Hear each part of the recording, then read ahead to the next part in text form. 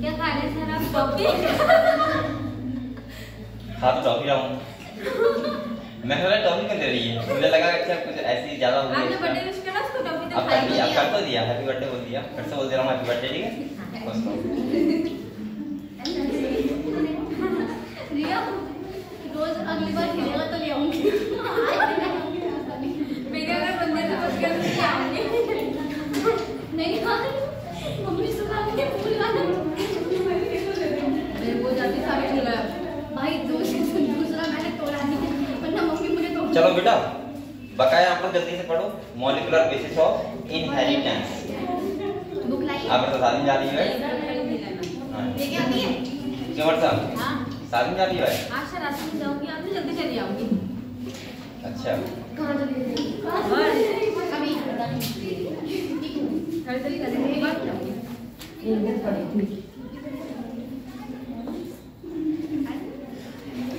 अच्छा हम लोगों ने बेटा पढ़ के कर लिया था, एक बार देख लेते हैं।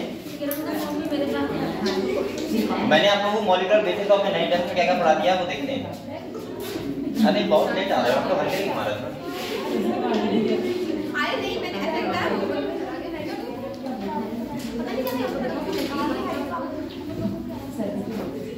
नहीं आता इधर की रात होगी।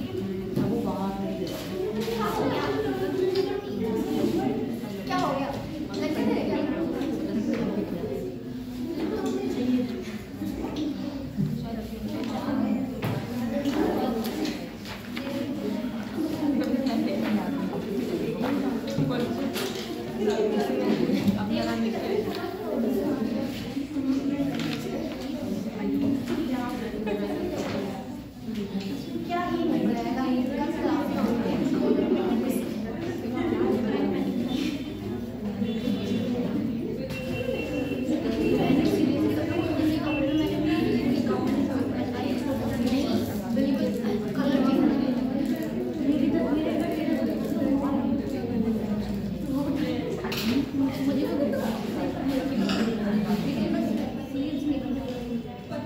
और अच्छे मार्क आ गए तो? आज की लड़की नहीं आई, लड़का नहीं आया है।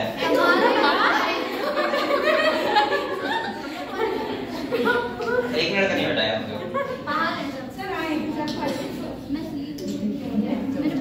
चलो हम लोग आज जो पढ़ेंगे वो क्या पढ़ेंगे? लेग ओपन ना।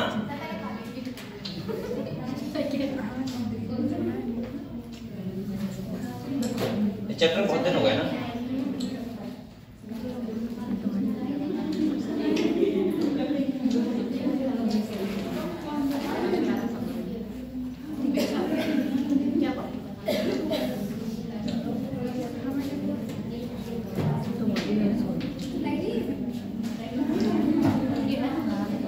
बेटा आपको लिखा रहा हूँ रेगुलेशन ऑफ जीन एक्सप्रेशन, ठीक है?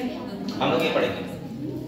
इसके बाद पढ़ेंगे HGP और इसके बाद पढ़ेंगे DNA फिंगरप्रिंटिंग, ठीक है? और ये चैप्टर आज फिनिश करना है। और इसके बाद हम लोग नेक्स्ट जो लेक्चर होगा उसमें पढ़ेंगे ह्यूमन हेल्थ एंड डिजीज, वो मैं स्टार्ट करवाऊंगा, ठीक है? तो आप लोग सबसे पहले समझते हैं, इससे पहले का तो आप लोगों ने पढ़ लिया पूरा, ठीक है? किसी को डाउट तो नहीं है? तो हम लोग आज पढ़ेंगे रेगुलेशन ऑफ जीन एक्सप्रेशन। इसका मतलब क्या होता है वो समझते हैं पहले।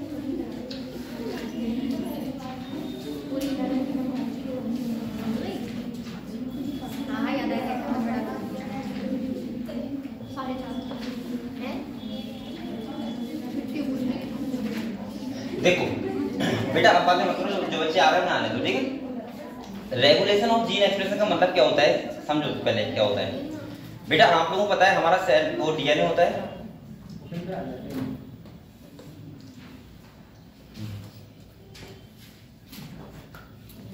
मैं ऐसे बोल सकता हूँ क्या होता है, ये हमारा डीएनए होता है, उसके पास आपको पता है जीन्स होते हैं। क्या होते हैं? और जीन्स होते हैं तो आपको पता है जीन्स ट्रांसक्रिप्ट होते हैं और क्या बनाते हैं? एमआरएनए।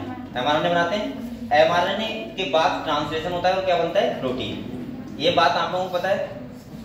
अरे सब लोग क्लियर है ना?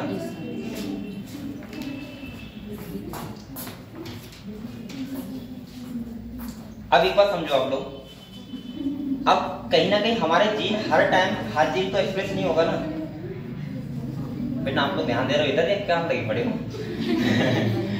देखो मैं कह रहा हूँ कि हर टाइम हमारा हर जीन एक्सप्रेस नहीं होगा, मतलब अपना प्रोटीन नहीं बनाएगा। आपको पता है बॉडी को हमारा जो टाइम पीरियड होता है उसमें अलग अलग फेज में अलग अलग प्रोटीन बनते हैं। तो ये मैं समझाना चाह रहा हूँ यहाँ पे कि हमारे अंदर ऐसा क्या होता है कि हमारा जो जीन होता है वो रेगुलेट होता है। सपोज मानो आपको पता है जैसे कोई एंजाइम बनना है, एंजाइम भी तो प्रोटीन होते हैं सारे।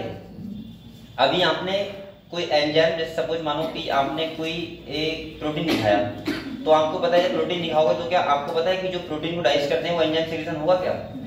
नहीं होगा। तो हमारी बॉडी कैसे पता लगता है कि आज एंजाइम को बनाना है या फिर नहीं है? उसी को हम लोग बोलते हैं रेगुलेशन ऑफ जीन एक्सप्रेशन। तो यहाँ पे एक साइंटिस्ट थे, उन्होंने एक कॉन्सेप्ट दिया था लैक्टोपेरॉन। क्या दिया था? लैक्टोपेरॉन। उन्होंने लैक्टोज को लेके बताया था कि अगर बैक्टीरिया के पास लैक्टोज है तो एंजाइम बनेगा उसको डाइजेस्ट करने के लिए, और अगर लैक्टोज नहीं है तो एंजाइम नहीं बनेगा।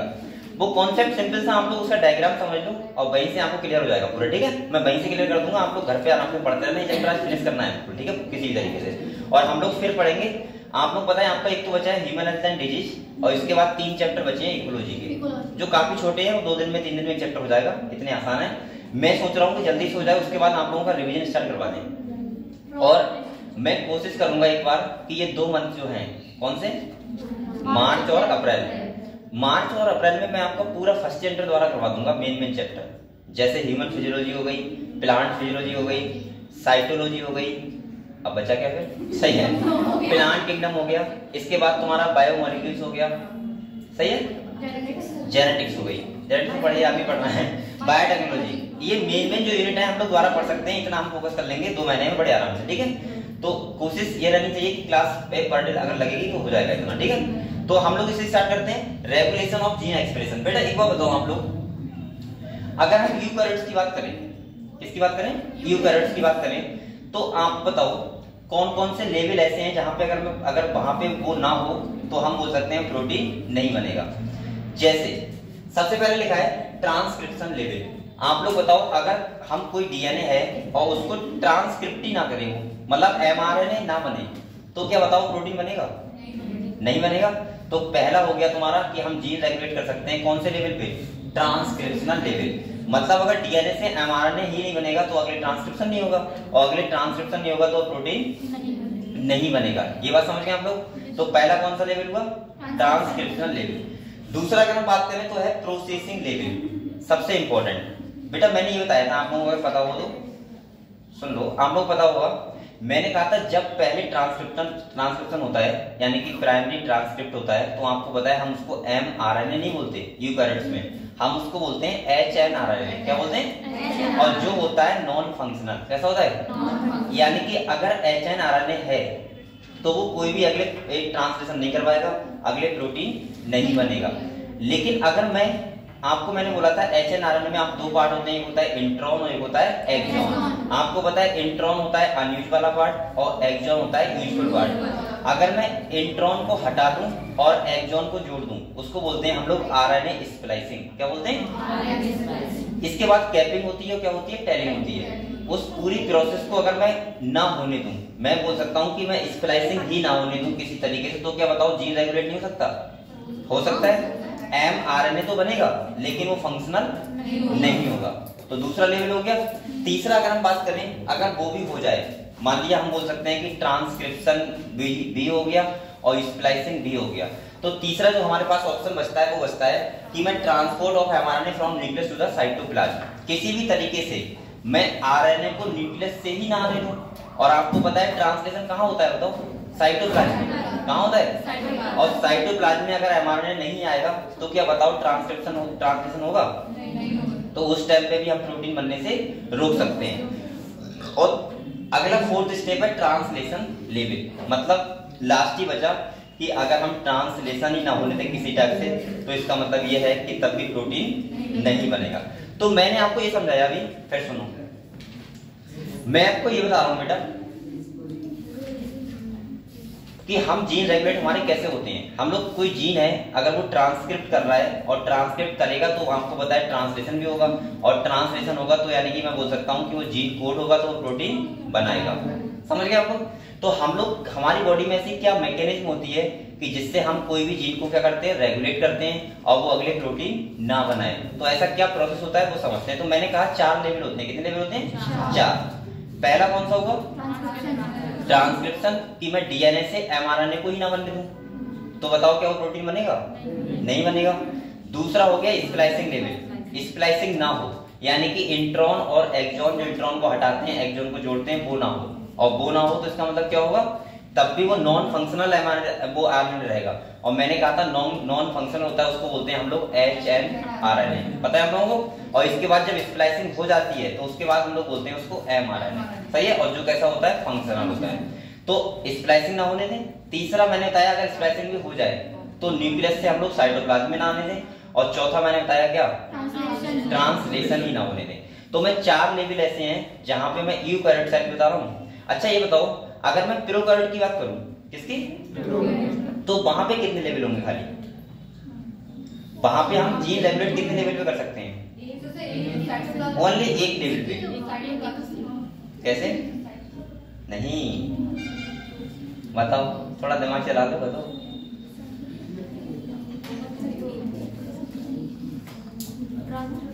अगर मैं ये कहूं आपसे कि इसकी जगह पे प्रोकैरियोट सेल है तो उस पे हम कौन से लेवल पे रोक सकते हैं? जीन रेगुलेशन कर सकते हैं ओनली 1 लेवल पे। और वो कौन से लेवल पे? ट्रांसक्रिप्ट ही ना हो, बस 1 ही लेवल खाली। देखो अब सुन लो, आप लोग पता होगा बेटा, आप लोग बातें मत करो, अच्छा टॉपिक चल रहा है, सुन लो, समझ लो, वरना आपको समझ नहीं आएगा कुछ। यहाँ देखो, एक सेल आपको पता है होती है प्रोकैरियोट, क्या होती है? और एक होती है यूकैरियोटिक। मैंने ये बताया था यहाँ पे प्रोकैरियोटिक सेल में, सुनो पहले, अगर ये क्या है बेटा? एक सेल है, क्या है? सेल है। यहाँ पे क्या है? न्यूक्लियस, सॉरी प्रोकैरियोटिक न्यूक्लियस नहीं होता है। तो मैंने कहा था ये डीएनए है, बोल कौन रहा है बेटा? ये डीएनए है। अगर डीएनए से क्या होगा? एमआरएनए बनेगा। क्या बनेगा? और इसको बोलते हैं हम लोग ट्रांसक्रिप्शन। क्या बोलते हैं? तो आपको बताया डीएनए है और डीएनए से हो गया एमआरएनए। मैंने आपको वहां बताया था कि प्रोकैरियोटिक सेल में ट्रांसक्रिप्शन और ट्रांसलेशन साथ साथ होते हैं, बताया था मैंने। यहाँ पे कुछ भी एक्स्ट्रा प्रोसेस नहीं होती है। जैसे ही एमआरएनए बनता है वो तुरंत कोड करता है किसको? प्रोटीन। राइबोसोम के पास जाता है क्योंकि यहाँ पे कोई न्यूक्लियस नहीं है। समझ गए आप लोग? तो प्रोकैरियोट में खाली 1 ही लेवल होता है जहां पे हम जीन रेगुलेशन करते हैं, और वो होता है खाली कि हम इस एमआरएनए को ना बनने दें, तो हम जीन रेगुलेशन कर सकते हैं। लेकिन यूकैरियोट्स में कितने लेवल है? 4। पहला ट्रांसक्रिप्शन ना होने दें, सही है, ट्रांसक्रिप्शन ना हो। दूसरा मैंने बताया कि जब आपको पता होगा जब यूकैरियोट्स में एमआरएनए बनता है तो उसको बोलते हैं एचएनआरएनए, और वो कैसा होता है? Non functional. वो फंक्शन नहीं करता है जब तक उसमें स्प्लाइसिंग ना हो, मतलब इंट्रॉन को ना हटाएं और एक्सॉन को जोड़ दें। ये काम ना करें तब भी एमआरएनए प्रोटीन कोड नहीं करेगा। तीसरा मैंने बताया कि न्यूक्लियस से अगर हम साइटोप्लाज्म में ना आने दें, राइबोसोम के पास, तब भी प्रोटीन नहीं बनेगा। और चौथा एक लेवल है ट्रांसलेशन लेवल, कि हम लोग ट्रांसलेशन ही ना होने दें। तो आप लोग ये बात पढ़ने पड़ गई कि मैं बोल सकता हूं कि यूकैरियोटिक सेल में 4 लेवल से हम जीन रेगुलेशन कर सकते हैं, और प्रोकैरियोट्स में ओनली 1 लेवल, और वो लेवल कौन सा है? Transcriptional level. समझ गए आप लोग? जीन रेगुलेशन क्यों करते हैं? तो मैंने आपको बताया बेटा, हमारी बॉडी में सारे जीन्स होते हैं। क्या सारे जीन रेगुलेट, क्या सारे जीन एक्सप्रेस हो रहे हैं? नहीं, अलग अलग फेज में अलग अलग। जैसे अभी आप सोचो, अगर आप 7 साल के थे तो क्या आपके अंदर प्यूबर्टी थी? नहीं थी। तो आपके अंदर बहुत सारे एंजाइम, बहुत सारे हार्मोन नहीं बन रहे होंगे, सही है। तो उस टाइम रेगुलेटरी तो थे। जब प्यूबर्टी आ गई इसके बाद और भी चेंजेस आएंगे अभी, तो चेंजेस ऐसे ऐसे आते रहते हैं। तो वैसे वैसे हमारे जीन कुछ रेगुलेट होते हैं। जो जैसे अगर मैंने बताया सबसे अच्छा एग्जाम्पल, अगर मान लिया आपने क्या नहीं किया? दूध नहीं पिया, मिल्क नहीं पिया, ठीक है। अगर आपने दूध नहीं पिया तो क्या बताओ, आपके जो दूध को डाइजेस्ट करता है एंजाइम, क्या वो बनेगा? नहीं बनेगा। तो वो रेगुलेट जीन कैसे होते हैं वो मैं समझा रहा हूँ यहाँ पे, समझ गए आप लोग। और हमारी बॉडी में बेसिकली जो भी बनता है वो सब क्या होता है? प्रोटीन। और मैंने कहा था कि उसके लिए रिस्पॉन्सिबल कौन होते हैं? जीन। यानी कि जीन कहाँ होते हैं? डीएनए पे। समझ गए आप लोग? तो डीएनए, फिर एमआरएनए, और उसके बाद प्रोटीन। क्लियर हुआ इतना? ठीक है। अभी मैं आपको थ्योरी बहुत बेटा ये चैप्टर आज खत्म करना है, ठीक है। आप लोग थ्योरी चाहो तो घर से आराम से पढ़ लेना, कोई डाउट तो मुझसे पूछ लेना, लेकिन मैं कोशिश करूंगा पूरा आपको बताने का, ठीक है। अगले देखो, क्योंकि समझना बहुत जरूरी है। यहाँ पे सब यही लिखा हुआ है कि कौन कौन से लेवल पे हम प्रोकैरियोट्स में यूकैरियोट्स में क्या कर सकते हैं, जीन रेगुलेट कर सकते हैं। ठीक है, अगले देखो, अब यहाँ पे कॉन्सेप्ट आता है लैक ओपेरॉन। क्या आता है? Lac operon. उनके साइंटिस्ट हैं जो जैकब और मोनोट, इनको अंडरलाइन करो, इन साइंटिस्ट का नाम याद रखना। ठीक है,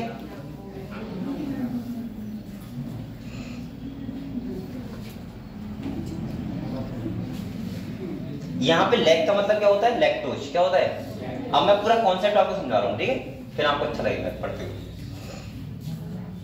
और जो मैं समझा रहा हूँ वो सब थ्योरी में लिखा हुआ है, आराम से आप लोग कॉन्सेप्ट समझ लिया आपने, तब भी आपका क्या हो जाएगा, ये कंप्लीट हो जाएगा पोर्शन। ठीक है,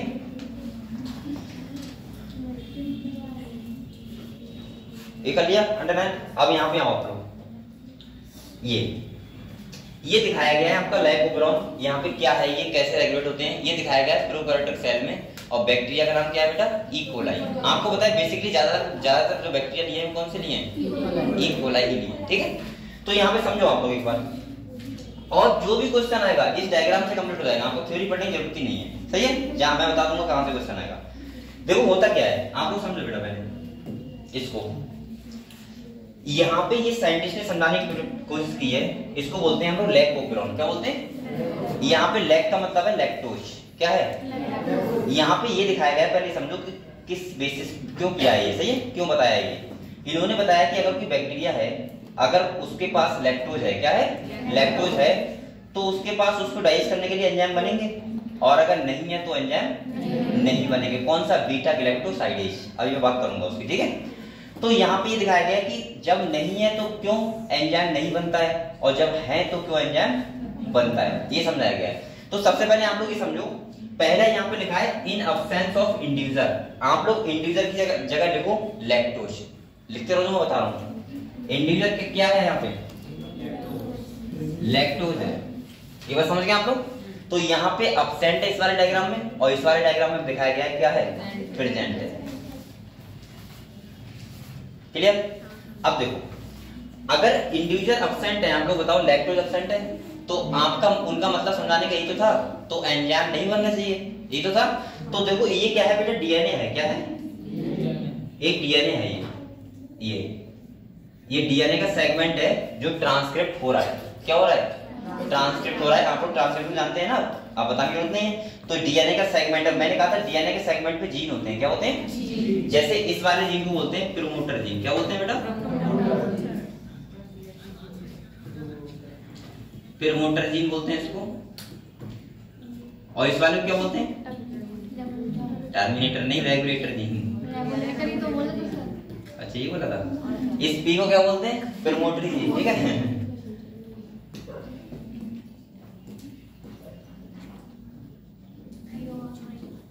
और इस वाले को एक ओ को क्या बोलेंगे? ऑपरेटर। और जेड वाई को बोलते हैं स्ट्रक्चरल जीन।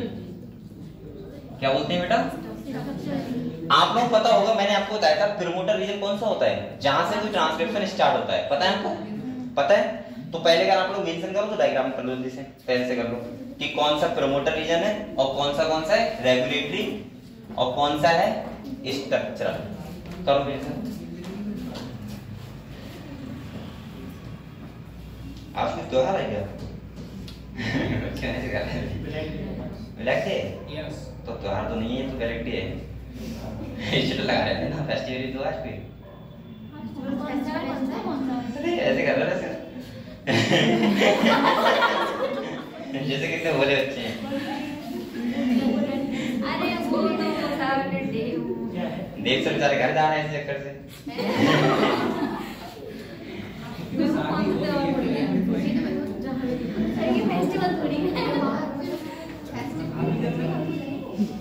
वैसे आप कल कर लेते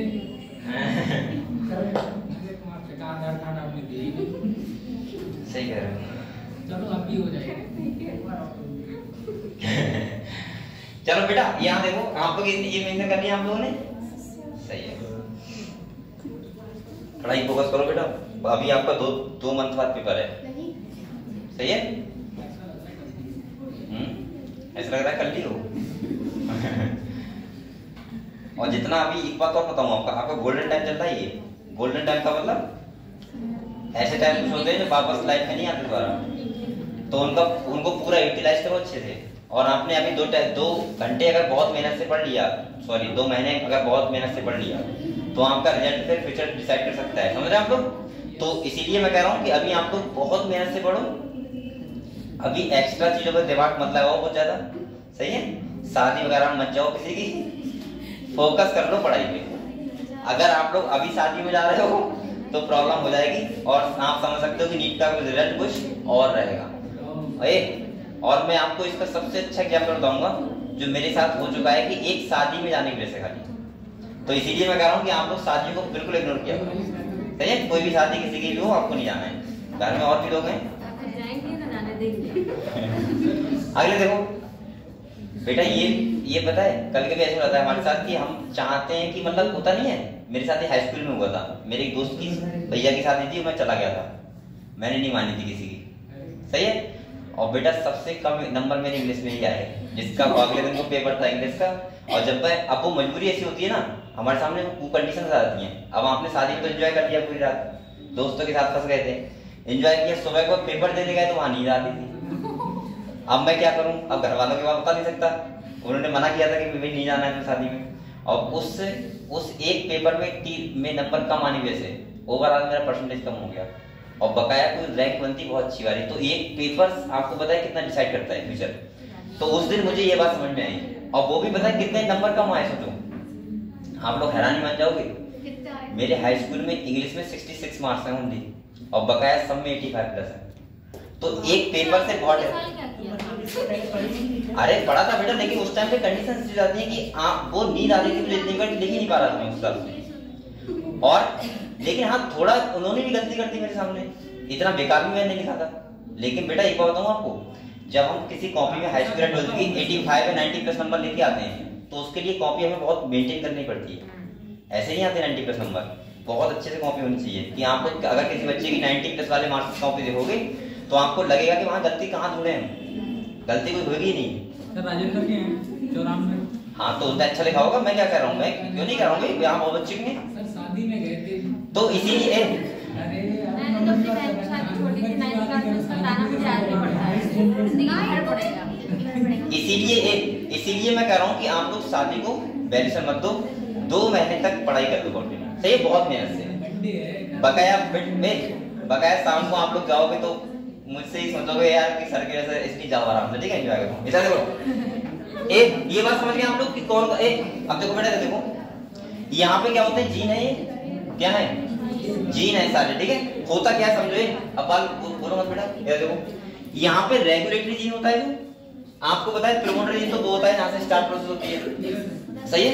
अब यहाँ पे रेगुलेटरी जीन है, ये बेटा बोल कौन है, कौन बोल रहा है, शांत रहो। यहाँ पे एक एमआरएनए बनता है जिसे बोलते हैं रिप्रेसर एमआरएनए, क्या बोलते हैं? और ये बनाता है एक प्रोटीन जिसे बोलते हैं रिप्रेसर। ये क्या है? रिप्रेसर प्रोटीन है, क्या है बेटा? सही है? अभी तक ये हर किसी जीन से पहले होता है ये चीज, ठीक है? अब होता क्या है, अगर यहाँ पे इंडिविजुअल होता, क्या होता, यानी कि लैक्टोज होता, तो वो इससे बाइंड हो जाता, सही है? लेकिन अगर इंडिविजुअल नहीं है तो बेटा ये रिप्रेसर जो बाइंड होता है वो किससे जाता है? ऑपरेटर से। किससे जाता है? और अगर ये ऑपरेटर से बाइंड हो जाएगा तो बेटा अगले एमआरएनए ट्रांसक्रिप्ट नहीं होगा। और इसका मतलब ऐसा हुआ कि यहाँ पे एक ऐसा मान लो कि लाल झंडी मिल गई से कि अब अगले ट्रांसक्रिप्ट नहीं होना है, और अगले ट्रांसक्रिप्ट नहीं होगा तो इसका मतलब बताओ कि अगले वाले एंजाइम बनेंगे? नहीं बनेंगे। दूसरे केस में देखो, यहाँ पे कह रहा है इनका प्रेजेंस ऑफ इंडिविजुअल, यहाँ पे बेटा इंडिविजुअल मतलब लैक्टोज यहाँ पे प्रेजेंट है।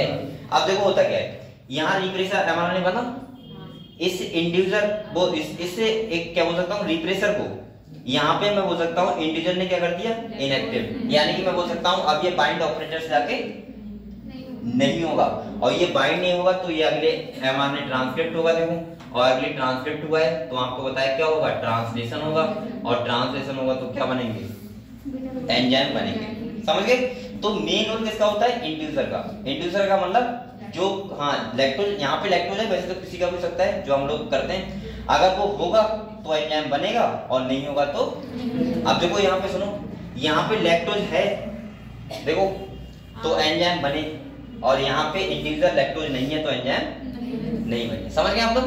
तो मैं ऐसे बोल सकता हूँ कि रिप्रेशर क्या होता है, ऑपरेटर से बाइंड जाता है। किससे जाता है? ऑपरेटर से। और अगले ट्रांसक्रिप्शन नहीं होता है, और अगले ट्रांसक्रिप्शन नहीं होगा तो अगले क्या ट्रांसलेशन होगा?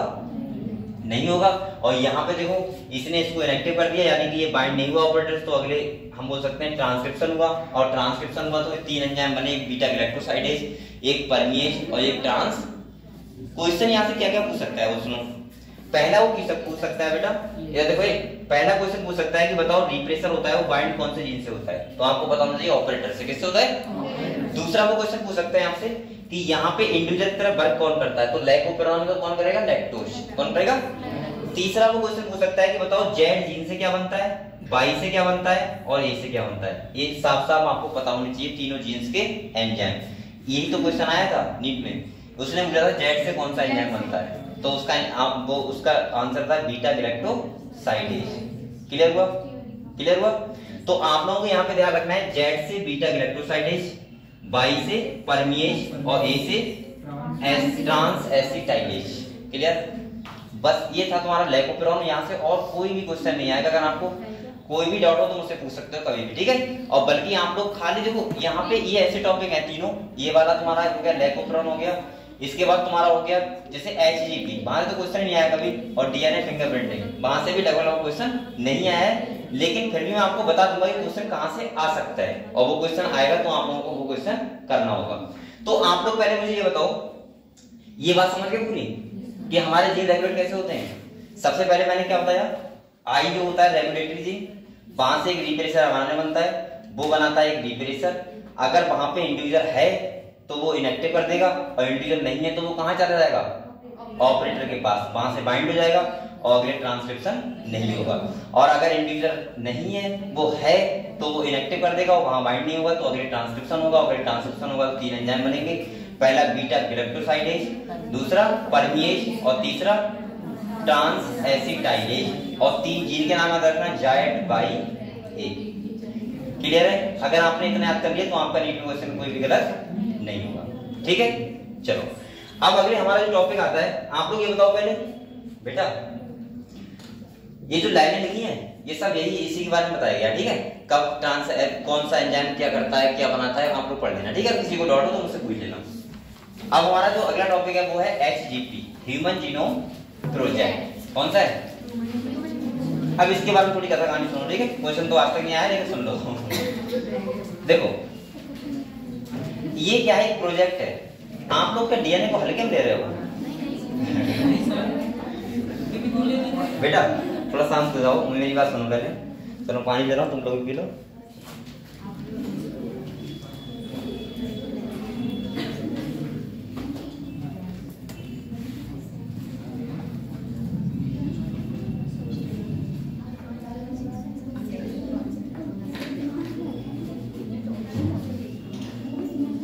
अब देखो एक बात बताएं आपको बहुत अच्छी, अगर आपको ना बताओ, एक बात सुनो मेरी, आप लोगों को क्या लग रहा है कि डीएनए को स्टडी करना या डीएनए के बारे में समझना, या डीएनए हम लोग इतनी देर से बात कर रहे हैं जीन्स की, नाइट्रोजन बेस की, अगर हकीकत में देखा जाए, अगर हमें पूरे जीनोम की स्टडी करना है, खाली एक डीएनए की बात कर रहा हूँ, एक सेल की डीएनए की, ठीक है? अगर मुझे एक डीएनए के जीन की स्टडी करना है खाली, तो बेटा सोचो, इसके लिए एक प्रोजेक्ट हुआ था जिसका नाम रखा गया था ह्यूमन जीनोम प्रोजेक्ट। आपको सुनकर हैरानी होगी कि कोई भी अगर प्रोजेक्ट होता है तो कोई भी देश अकेला कर लेता है, एक देश अकेला करता है ना कोई प्रोजेक्ट, लेकिन ये इतना बड़ा प्रोजेक्ट था कि इसमें बहुत सारे देशों ने शामिल होकर प्रोजेक्ट किया था। तो आप लोग सोच सकते हो कि ह्यूमन जीनोम प्रोजेक्ट कितना बड़ा प्रोजेक्ट था, यानी कि आज तक का ये मेगा प्रोजेक्ट था। अभी तक ऐसा भी कोई प्रोजेक्ट नहीं हुआ है जिसको कई सारे देशों ने मिलकर किया हो। भाई इंडिया ने जो प्रोजेक्ट किया, अभी देखो वो बनाया था, क्या बनाया था? चंद्रयान बनाया था, क्या बनाया था? हाँ भेजा था, तो प्रोजेक्ट तो वो था, वो इंडिया ने अकेले किया, हर देश अकेले करता है। लेकिन सोचो एक जीनोम की स्टडी करना अपने आप में कितना मेगा प्रोजेक्ट हुआ कि कई सारे देशों ने मिलकर किया हो। इसका खर्चा आया था पता है कितना?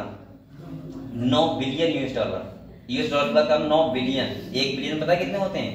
1000 मिलियन, 1000 मिलियन, समझ रहे हो? और 9 बिलियन उस टाइम की बात है 1990 था, आज तो इसकी पता नहीं कितनी कॉस्ट आती। तो ये एक अपने आप में बहुत बड़ा मेगा प्रोजेक्ट था, और इसको कई यहाँ तक कि ये सोचो कि इंडिया कोई पार्टिसिपेट नहीं था इसमें। उसमें डेवलप नहीं था ना इंडिया, डेवलप नहीं था ना। तो भाई हाँ, तो इसलिए तो नहीं था, तो वही बता रहा हूँ। तो सोचो ये कितना मेगा प्रोजेक्ट रहा होगा किसने।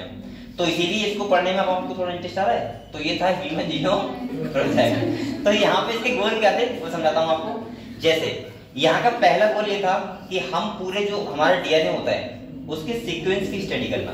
किसकी स्टडी करना? सीक्वेंस कि नाइट्रोजन बेस का आखिर में खेल क्या होता है। दूसरा था कि हम लोग देखें कि हमारी बॉडी में कितने जीन्स ऐसे हैं जो एक्टिव हैं और कितने जीन्स कैसे हैं, इनएक्टिव हैं। इसका तीसरा मकसद ये था कि ऐसे कितने जीन हैं जो क्या प्रोटीन बना रहे हैं हमारी बॉडी में। एक बात आप लोग सोचो, अगर एचजीपी वो भी कंप्लीट नहीं हो पाया पूरी तरीके से, अगर हम सारे जीन्स की अपनी बॉडी की स्टडी कर लें पूरी तरीके से, तो बेटा जैसे आप लोग खाना खाने जाते हो होटल में तो आपको क्या मिलता है? मेन्यू कार्ड मिलता है या आपको सेलेक्ट करना है क्या खाना है। ऐसे ही जब आप बच्चा करते तो डॉक्टर आपको वही देता कार्ड कि बच्चे की हाइट कितनी होनी चाहिए, बच्चे का कलर कैसा होना चाहिए। सही है, क्योंकि हम लोग हर जीन की स्टडी कर पाते हैं, और अगर हम लोग हर जीन को पढ़ पाते तो जीन मैनिपुलेशन करना बहुत आसान होता, और बहुत आसान होता। तो आपने देखा होगा, हालांकि लोग करवाते अभी भी हैं, लेकिन ये हर किसी के लिए अभी पॉसिबल नहीं है। समझ गए हम लोग? तो हम लोग कहीं मेडिकल लाइन में बहुत आगे जा चुके होते हैं अगर ये पूरी तरीके से स्टडी हो जाता तो। हाँ, लेकिन हो गया, फिर भी हमें बहुत सारी चीजें पता लगी जो हम लोग इतनी बात करते हैं कि जीन क्या होते हैं, नाइट्रोजन बेस कितने होते हैं, एक क्रोमोसोम पे कितने जीन होते हैं। तो ये सब हम इसी बात पे बोलते हैं कि हमने एचजीपी को कर लिया है और हमें चीजें पता लग गई हैं। समझ गए हम लोग? तो ह्यूमन जीनोम प्रोजेक्ट की कुछ बातें हैं जो आप लोगों को पता होनी चाहिए। जैसे मैं मेन बातें आपको अंडरलाइन करवा रहा हूं, वैसे यहाँ बहुत लिखा हुआ है थ्योरी वगैरह। तो यहाँ पे देखो क्या कह रहा है, यहाँ पे क्या है, you have learn that is the sequence of basis in DNA that determine the genetic information of a given organism. कोई भी ऑर्गेनिज्म में अगर हम उसके पूरे जीनोम की स्टडी कर लें, सही है, उसी को यहाँ पे सोचा गया था। और बल्कि कैसा किया गया था, देखो यहाँ पे बहुत सारी चीजें भी थी। एक तो ये था कि अगर मान लिया आपने किसी इंडिविजुअल का डीएनए लिया, सही है, उस पे अगर आपने ये प्रोजेक्ट इतना बड़ा किया, मेगा प्रोजेक्ट, तो वो तो अपने आप में हीरो बन जाता। अरे वो क्या कहता, वो तो ये कहता कि मेरा हुआ है ह्यूमन जीनोम प्रोजेक्ट। तो यहाँ पे ऐसा किया था, जो मैंने पढ़ा है ऐसा किया था कि यहाँ पे बहुत सारे वर्कर थे जो वहाँ काम कर रहे थे, उन्हीं का ब्लड लिया और उसमें से एक सेल को निकाला, पता नहीं था किसका है। दूसरा इशू हो सकता था यहाँ पे, जिसे हम बोल सकते हैं नैतिक मुद्दा, कि अगर हिंदू का लेते तो मुस्लिम लोग कहते हैं कि भाई उनका क्यों लिया, हाँ, मुस्लिम लोगों का लेते तो हिंदू कहते उनका क्यों लिया, क्योंकि ये क्या था, जीनोमिक स्टडी, यानी कि जीनोम की स्टडी करनी थी। तो इसीलिए कोई जेन देखा गया कौन है कैसा क्या है, खाली रैंडमली एक सेल लिया और उसका देखा गया था। ठीक है, तो यहाँ पे नई बातें आपको पता लगेंगी। देखो यहाँ पे क्या क्या है। पहले यार बेटा ये लॉन्च हुआ था 1990 में, इसको लर्न करो, जो है मेन उसको कर लो। वैसे यहाँ पे क्वेश्चन नहीं आया आज तक, और ना मुझे लग रहा है आएगा अभी तक, लेकिन फिर भी कर लो कुछ चीजें। कब हुआ था लॉन्च? 1990 में। दूसरा देखो कह रहा है human genome project was called a mega project. इसको हम लोग क्या बोलते हैं? मेगा प्रोजेक्ट बोलते हैं, आज तक का सबसे बड़ा प्रोजेक्ट। अगर देखो अब यहाँ पे तुम इस बात से पता लगाओ, कह रहा है human genome is said to have approximately कितने बेस पेयर होते हैं बेटा? 3 × 10⁹ बेस पेयर। ये हैप्लॉइड सेल की बात हो रही है। अगर हम इसको डिप्लॉइड सेल में कन्वर्ट करेंगे तो कितना हो जाएंगे? 6 × 10⁹ बेस पेयर। समझ गए? और यहाँ पे आप बोल सकते हो cost of sequencing required is US. ये कह रहा है $3 पर बेस पेयर था। कितना था? $3। आज के अगर हम रुपया लगाए तो कितना आएगा? लगभग 200 से 250 रुपया आएगा। एक बेस पेयर की स्टडी में इतना कॉस्ट आ रहा था, खर्चा आ रहा था। और है कितने सोचो? 3 × 10⁹ समझ गए? हैं $81 है, तो 8 × 3 = 24 सोचो, लगभग 250 रुपए एक बेस पेयर का कॉस्ट आ रहा है। ठीक है, तो अगले देखो बेटा, कह रहा है total estimate cost of project would be approximately $9 billion. और ये सोचो ये 1990 की बात हो रही है। अगर हम आज की बात करें तो 10 गुना रुपए ज्यादा जोड़ लो इसमें, और तो कितना आ रहा था? पूरा $9 बिलियन। अगले कह रहा है ये सब, अब ये कह रहा है कि अगर हम एक बात सोचो, ये 1990 की बात है। अब आपको एक बात और अच्छी लगेगी। आपको क्या लग रहा है 1990 में हमारे पास इंफॉर्मेशन स्टोर करने के लिए कुछ था क्या? नहीं, कुछ नहीं था। अरे ये तो मैंने देखा है अपने टाइम पे कि उस टाइम पे स्टोर करने के लिए 1 GB की मेमोरी कार्ड आते थे, आपको पता है? 2 GB के। और जिसने 4 GB खरीद लिया वो पूरा डाउन होना घूमता था कि मेरे पास 4 GB का है। बहुत मतलब मैंने वो टाइम देखा है कि यहाँ पे 2 GB का मेमोरी कार्ड, एक बहुत बड़ा मेमोरी कार्ड था, उसमें एक फोटो डिलीट करो तो दूसरा फोटो आता था, ऐसा था। अरे और क्या। और दूसरा क्या था कि पहली बात तो वो ये सब डेवलपमेंट मेरे सामने हुआ है, आपके सामने हुआ होगा, लग रहा होगा आप मैं ज्यादा बड़ा नहीं हूँ आप लोगों से, लेकिन बेसिकली मैंने अपनी आंखों से देखा है। टच फोन मैंने पहली बार देखा है अपनी आंखों में, आपने देखा होगा पहली बार? हाँ, लेकिन आप लोगों ने तब देखा होगा, अच्छे खासे हो गए होंगे।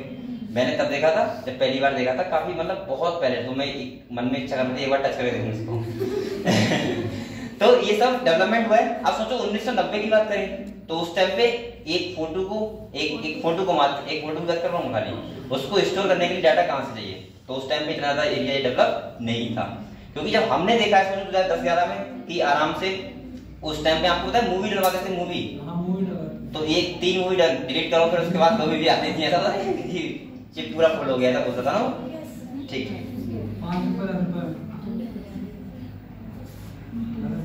ठीक है। तो पता क्या होता है, सुनो पहले तो अब सोचो इतना डाटा स्टोर करना है, जो डीएनए का जो डाटा होगा, ये डाटा स्टोर करना चाह रहे थे, इतना मेगा प्रोजेक्ट हो रहा है, उसको स्टोर करना चाहिए। तो यहाँ से एक नया एरिया स्टार्ट हुआ, जिसे बोलते हैं बायो इन्फॉर्मेटिक्स। क्या हुआ था? यहाँ ध्यान करो बेटा इसको, कि यहाँ से एक नया एरिया स्टार्ट हुआ, उसको क्या बोलते हैं? बायो इन्फॉर्मेटिक्स, यानी कि डाटा स्टोर करने के लिए डिवाइसेस यहाँ से बनना स्टार्ट हो गए। ठीक है। दूसरा सुनो, अगर ये डाटा हम वैसे लिखते, किताबों में लिखते, तो ये पता है कितना था? अगर एक बुक हो उसमें 1000 पेज हो और एक पेज में 1000 लेटर हो, ऐसी 3300 बुक खर्च हो रही थी। कितनी हो रही थी? 3300 बुक, 3300 बुक। सोचो ये एक डीएनए का वो है कि हम अगर इसे लिखें तो, समझ गए आपको? अब आप सोच रहे थे इससे बढ़िया लिख ही लेते, नहीं बेटा ये इतना आसान नहीं है, इतना आप समझ रहे हो। ठीक है, चलो आगे आते हैं। तो आप लोग ये समझ गए, तो यहाँ पे लिखा हुआ है सब कुछ, देखो 1000 letter and each book contain 1000 pages there, बोलो मत 3300 such book would be required to store the information of DNA sequence. और कह रहा है बेटा from a single human cell, खाली एक सेल की बात हो रही है। अच्छा, आप लोगों ने एक बहुत ये आप जो चैप्टर बताइए, समझाने वाला बताइए, आपको इतना टेंशन ना लो, सुनते रहो खाली कहानी को। आपने एक बात सुनी होगी, जब आप छोटे होंगे, मैंने तो सुना था, आप लोग पता नहीं सोचते नहीं सोचते उस टाइम, मैंने बड़े आराम से सोचा था, मैं सोचता था काफी जिंदगी बाद, क्योंकि मेरे सामने एक आया था कि हमारे अंदर इतना डीएनए होता है, हम सूरज तक जाएंगे और सूरज से वापस आ जाएंगे। अब मेरे माइंड में उन्हें ये, मैं जानते हैं डीएनए क्या होता है, मुझे ये नहीं पता सेल क्या होती है उस टाइम पे, जब 6-7 की बात है, 4-5 की बात है। तो मैं सुबह शाम ये सोचता था कि मेरी बॉडी में ऐसा क्या है कि हम सूरज तक जाएंगे और सूरज से आ जाएंगे। कभी क्लियर ही नहीं हुआ। जब मैं 9th में आया, 10th में आया, तो मुझे क्लियर हुआ कि डीएनए होता है ऐसा हमारी सेल में। फिर भी आप जो 9th में होंगे तो आपको पता होगा कि हम लोग सेल को भी इतनी डीपली नहीं पढ़ते हैं, हम एक अनुमान लगा लेते हैं कोशिका होगी, उसको उसका क्या पता क्या होती है। ठीक है, कोशिका होती है इतना पता था कि हमारी बॉडी कोशिकाओं से मैंने रट लेते हैं कि कोशिका क्या कोशिका होती है पता नहीं, है ना, यही तो था। जैसे अब आपने रटना है हरित तवक, तो आपने रट लिया, बस हाई स्कूल के पेपर लिखाएंगे हरित तवक, ये नहीं पता हरित तवक क्या होता है, कहाँ होता है, कैसा होता है। ठीक है, तो एक वो चीज हमारे माइंड में रहती है ना, तो वो चीजें आप समझ में आती है तो अच्छा लगता है। चलो यहाँ देखो बेटा, अब पहला है गोल्स ऑफ एचजीपी। क्या है गोल्स? क्या थे वो समझो, बोलो मत। पहला गोल्स था हमारा, बेटा बोल के आपको समझ लो, ये तो इंटरेस्टिंग टॉपिक है। पहला है गोल्स की 20,000 से 25,000 जीन इन ह्यूमन डीएनए, यानी कि इनको क्या करना? आइडेंटिफाई करना। अगले कह रहा है डिटरमाइन 3 बिलियन जो केमिकल वेस्टेज होते हैं उनको डिटरमाइन करना, पहचानना। स्टोर इन्फॉर्मेशन करना था, किसके बेस में? डाटाबेस में स्टोर करना था, जिससे हम इंडस्ट्री को दे पाए और उनसे हमें काफी हेल्प मिलती। अगला कह रहा है बेटा transfer related technology to other sector such as industry, हम लोग क्या करें? उस इंडस्ट्री को भेजें वो चीजें कि ऐसे ऐसे तो सोचो मेडिकल, वो हमारा मेडिकल लाइन कितना आगे चला जाता, समझ रहे हो आप लोग। और अगला कह रहा है बेटा address the ethical, legal and social issue that may arise from the project. उनके मन में डाउट था कि इससे बहुत सारे इशू हो सकते हैं, जो मैंने बताए थे कि हिंदू मुस्लिम वाला, या मैं बोल सकता हूँ कि अगर किसी स्पेशल आदमी का डीएनए लेते भी तो वो तो अपने आप को हीरो बन जाता, भाई इतना मेगा प्रोजेक्ट हो रहा है, मेरे डीएनए का हुआ है, होता नहीं होता है। तो ये बात सोचो, अरे सोचो आप लोग, एक साइन के लिए तो आदमी इतना हीरो बन जाता है, वो तो एक डीएनए का हो रहा है, तो कितना बड़ी बात नहीं। तो आप लोग समझ गए, ये 13 साल का प्रोजेक्ट था, इसको डिजाइन करो 13 साल के प्रोजेक्ट को करो। 1990 से स्टार्ट हुआ था, कब चला? 2003 तक। सोचो 13 इयर्स का प्रोजेक्ट, कितना बड़ी बात है। और यहाँ पे बेटा कह रहा है तो a coordinated by the US department of energy and the national institute of health during the early years of the HGP the wellcome trust become a major partner. इसे भी अंडरलाइन करो बेटा, वेलकम ट्रस्ट। और जो additional contribution था वो किसका? Japan का था, फ्रांस का था, जर्मनी का था और किसका था? चाइना, और थोड़ा बहुत अदर, ठीक है, और लोगों ने दिया होगा, ठीक है। ये एंड कब हुआ था? 2003 में। कब हुआ था? अगले देखो, अब यहाँ पे ये सुनो, इसका मेथड क्या था वो समझा रहा हूं, ठीक है, मेथड समझ लो। यहाँ देखो,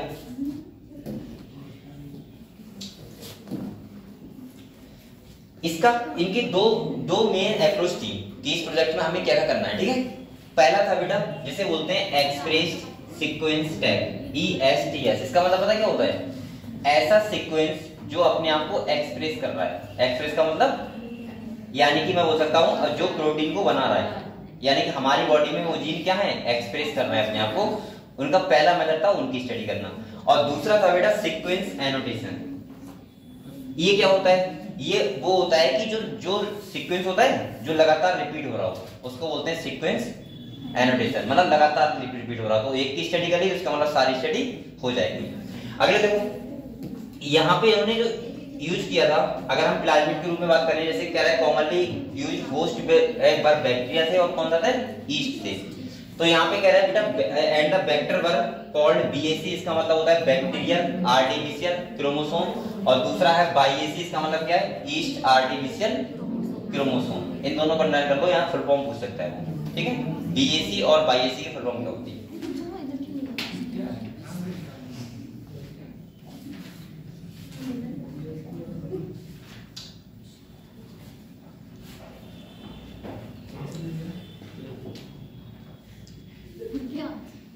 और बेटा इसके बाद एक साइंटिस्ट थे जिन्होंने एक पूरा कार्यक्रम समझाया था, उनका नाम था सेंगर। क्या नाम था? सेंगर। सेंगर बोलते हैं, सेंगर, ठीक है। इनको अंडरलाइन करो।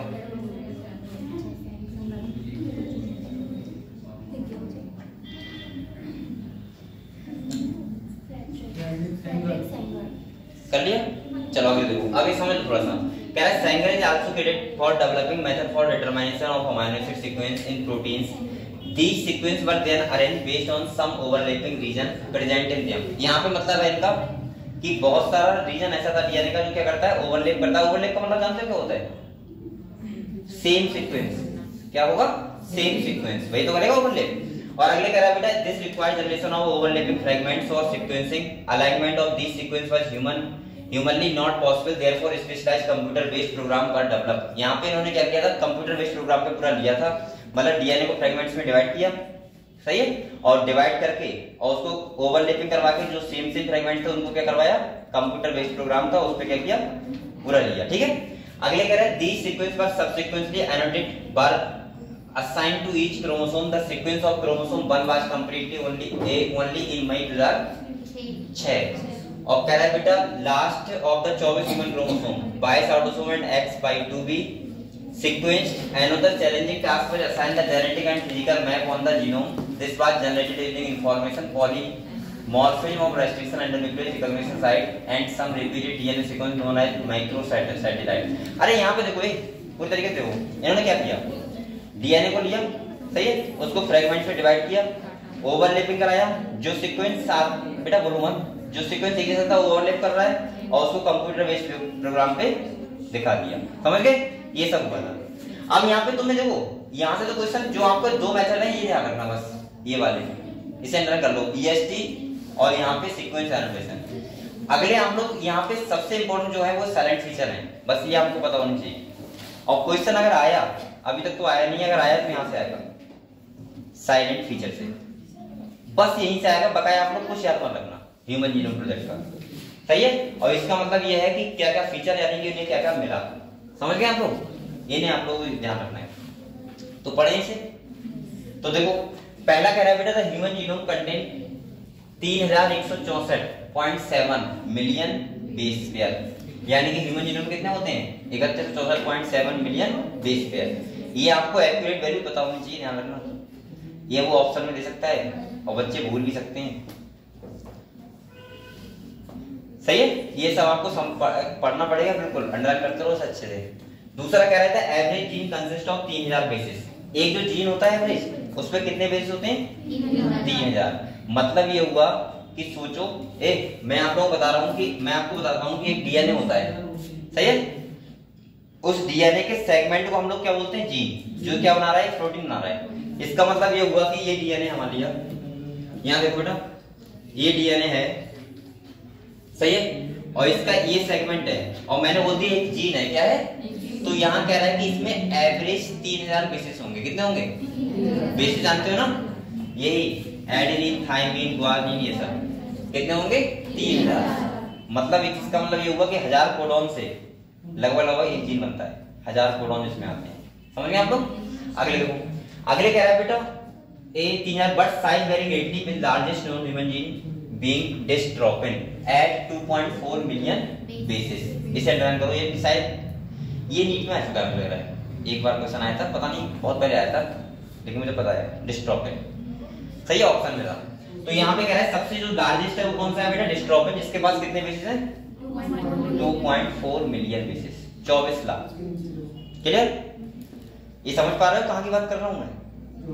डीएनए के सीक्वेंस जो होता है उस सेगमेंट की बात कर रहा हूँ।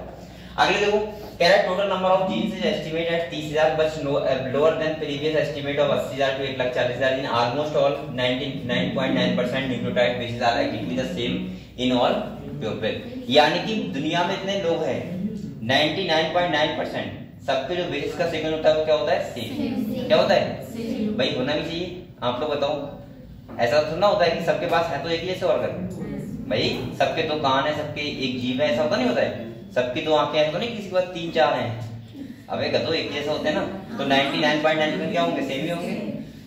अच्छा, आप लोग सोच रहे होंगे सर बाहर से अलग अलग क्यों दिखते हैं? अब बेटा ये तो स्ट्रक्चर होता है ना। अगर आप कोई भी स्ट्रक्चर बनाओगे ना और आप 10 बार बनाओगे, 10 बार अलग टाइप का बनेगा, लेकिन एक ही बार बनाना। हाँ, थोड़ा बहुत डिफरेंस होता है जो बताऊंगा अभी BNTR। वो क्या होते हैं? Variable number of tandem repeats, जो हम पढ़ेंगे डीएनए फिंगरप्रिंटिंग में। वो क्या होते हैं कि एक ह्यूमन से दूसरे ह्यूमन में खाली BNTR डिफरेंट होता है, बगैर क्या होता है? सब कुछ सेम होता है। समझ गए आप लोग?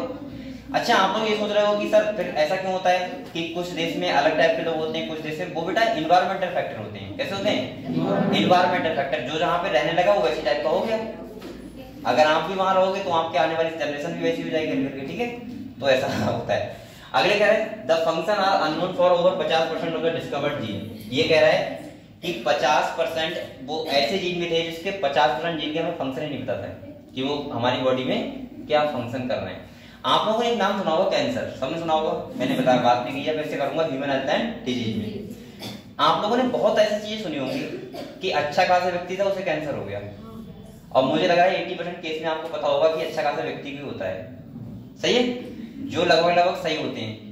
ये तो कहने की बातें हैं कि वो ड्रिंक करता है इसलिए कैंसर हो गया, वो स्मोकिंग करता है इसलिए कैंसर हो गया। मुझे लगता है कि 80% केस में जो कुछ नहीं करता है उसे होता है। और अगर देखा जाए तो आप लोगों ने आसपास देखे होंगे लगभग जो कुछ नहीं कर रहे हैं उन्हीं को हुआ होगा, और जो कुछ कर रहे हैं वो आराम से स्वस्थ होंगे, मस्त होंगे। ठीक है, अब सुनो बात मेरी। अगर मैं रियलिटी बताऊं कैंसर का कारण मेन क्या होता है, तो बेटा जीन ही तो होते हैं। हमारी बॉडी में कम से कम ऐसे जीन हैं 50% से ज्यादा जो अभी इनएक्टिव फॉर्म में है। किस फॉर्म में? इनएक्टिव फॉर्म में। इनएक्टिव फॉर्म का मतलब है कि हमारी बॉडी में कोई भी एक्सप्रेस नहीं करते हैं, वो खाली हैं बस। क्यों है पता नहीं, ठीक है, इनएक्टिव फॉर्म में है। अब सोचो बेटा, बोलो मत आप लोग कोई भी। अब इनएक्टिव फॉर्म में अगर वो किसी शॉक की वजह से, शॉक लग गया, सदमा लग गया, या फिर कोई ऐसा रेडिएशन आ गया ऊपर से, वो किसी कारण से अगर एक्टिव हो गए तो वही तो कारण होता है कैंसर का। और क्या होता है कैंसर कारण होता है इनएक्टिव जीन क्या हो जाते हैं, एक्टिव। और जब वो एक्टिव हो जाएंगे तो कुछ ना कुछ फालतू प्रोटीन तो बनाएंगे बॉडी में, और फालतू प्रोटीन बनाएंगे वही क्या होता है, कैंसर। कैंसर का मतलब, अब मैं ये नहीं कह रहा हूँ खाली इसी वजह से होता है, लेकिन हाँ ये कारण बहुत बड़ा कारण है कि इसकी वजह से होता है। आपने ऐसे बहुत लोग देखे होंगे जो कुछ भी नहीं करते हैं, अच्छे खास स्वस्थ होते हैं, लेकिन उनको बाद में क्या हो जाता है, कैंसर हो जाता है। और कैंसर किसी आदमी के हाथ में नहीं होता कि वो अपने आप को बचा पाए। कैंसर एक नॉर्मल सा हो जाता है, पता नहीं लगता कब हो जाए, ठीक है। तो वो कब होता है, जब नॉर्मली बहुत सारे केस में ऐसा होता है कि जब कोई इनएक्टिव जीन क्या हो जाता है, एक्टिव हो जाता है। और ऐसे जीन को हम लोग बोलते हैं ऑन्कोजीन्स। आपने सुना भी होगा नाम, मैं आपको बताऊंगा, ठीक है। ऑन्कोजीन्स जो कैंसर कॉज करते हैं, ठीक है। चलो वो हम बाद में बात करेंगे, पहले यहाँ समझ लेते हैं। अगले कह रहा है less than 2% of the genome codes for protein, यानी कि 2% से भी कम ऐसे जीन होते हैं तो क्या करते हैं, प्रोटीन कोड करते हैं। तो बकाया क्या करते हैं, पता नहीं क्या करते हैं, चलो अगले देखो। अगले कह रहा है repeated sequence are a stretch of DNA sequence that are repeated many times, sometimes 100 to 1000 time. मतलब रिपीट सीक्वेंस क्या होता है, बहुत ज्यादा होता है, 100 से हजारों टाइम हो सकता है। और कह रहा है बेटा they are thought to have no direct coding function but they shed light on chromosome structure, dynamics and evolution, और हेल्प भी करता है एवोल्यूशन वगैरह में, ठीक है। अगले कह रहा है क्रोमोसोम 1, ये इंपॉर्टेंट पॉइंट है बेटा, इसको अंडरलाइन कर लो अच्छे से। क्रोमोसोम 1 जो कह रहा है हैज मोस्ट जीन, सबसे ज्यादा जीन होते हैं कितने, 2968। और अगले कह रहा है and by has the fewest, सबसे कम जीन है कितने हैं, 231, यानी कि 231, ठीक है, क्लियर। अगले देखो, तो सोचो इतनी हमें नॉलेज मिली इससे। अगले कह रहा है साइंटिस्ट हैव आइडेंटिफाइड, बेटा बोलो मत कोई भी, अबाउट 1.4 मिलियन लोकेशन ऐसी थी where single base DNA difference, जहां पे कितना डिफरेंस था, ओनली सिंगल बेस का, सही है, बकाया सेम था लेकिन सिंगल बेस डिफरेंस था। और इन्हें बोलते हैं हम लोग SNP। यहाँ पे बेटा आप लोगों से वो फुल फॉर्म पूछ सकता है नीट में, SNP की फुल फॉर्म क्या होती है, सही है, सिंगल न्यूक्लियोटाइड पॉलीमॉर्फिज्म। एक बात ध्यान रखना, आप लोग इतनी फुल फॉर्म लिखी हुई है यहाँ पे, सारी कॉपी पे लिख लो किसी दिन बैठ के, 1 घंटा लगेगा, जितनी फुल फॉर्म है 1 पेज पे लिख लो बस। और मैंने ऐसी बहुत बताई है, जैसे आप लोगों को बताइए मैंने, जैसे मैंने आप लोगों को बताई है, जैसे एक बताई थी उसमें रिप्रोडक्टिव हेल्थ में बहुत सारी हैं, ठीक है। और जहां जहां फुल फॉर्म है, जैसे अगर मैं आपसे अभी पूछूं KVIC बताओ क्या होगी, बता दोगे, KVIC बताओ, आपकी बायोलॉजी का पार्ट है, तो आप लोग ऐसे नहीं बता पाओगे, मैं समझ रहा हूँ, इसीलिए आप लोग सारी लिख लो एक किस पे, पेज पे, और उसको रिपीट करो, याद करो घर पे, ठीक है, बार क्लियर हुआ। अरे वो खादी विलायत हुआ नहीं, हाँ चलो अगले जाओ। अगले क्या है, occurs among this information promised to revolution the process of finding chromosomal location for disease, acid sequence and tracing human history। और ये सब हमें बताता है कि ह्यूमन हिस्ट्री के बारे में, या हम बोल सकते हैं एवोल्यूशन के बारे में, ये सब हमें नॉलेज मिलती है किससे, ह्यूमन जीनोम प्रोजेक्ट, समझ गए आप लोग, ठीक है। एप्लीकेशन एंड फ्यूचर चैलेंज, ये पढ़ लेना आप लोग। अब आते हैं डीएनए फिंगरप्रिंटिंग पे।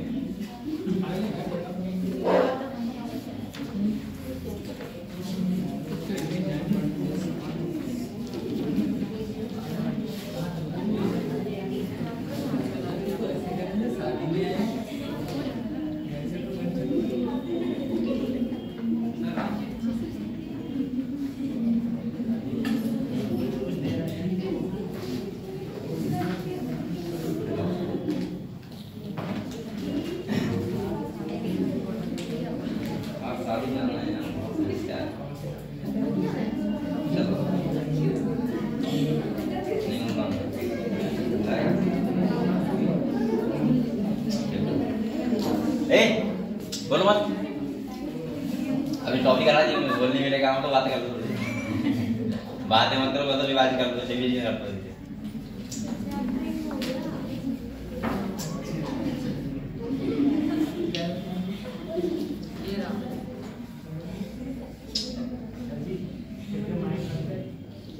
माइक में आवाज आ रही है,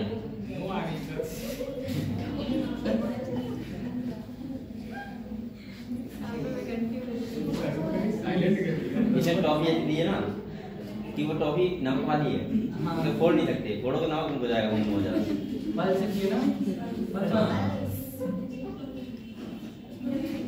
मुझे मत देखो, आप ट्राई करो, सबको ऐसे देखेंगे, पहली बार देखेंगे बस।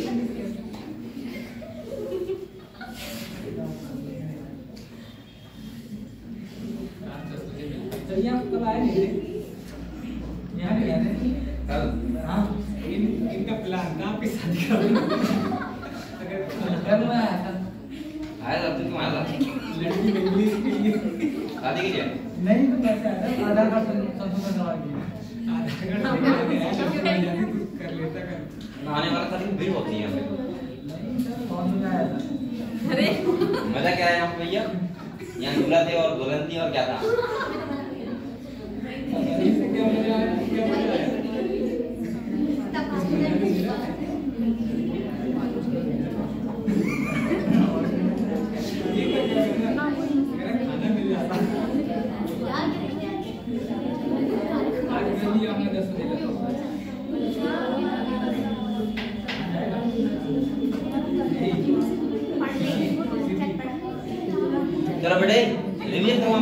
मत करो, ठीक है? रीजन के लिए हो गया। और एक बात सुनो, एक बात और बता दूं, आप लोग बात तो कर रहे हैं, अभी टेस्ट में यही आएगा जेनेटिक्स, बता दिया था। हाँ, इसीलिए आप लोग तैयार कर लो अच्छे से और सारे क्वेश्चन लगा लो अच्छे से, ठीक है? हाँ बताओ। यार एक ही यूनिट है ना? एक ही यूनिट है। हाँ, एक ही यूनिट है।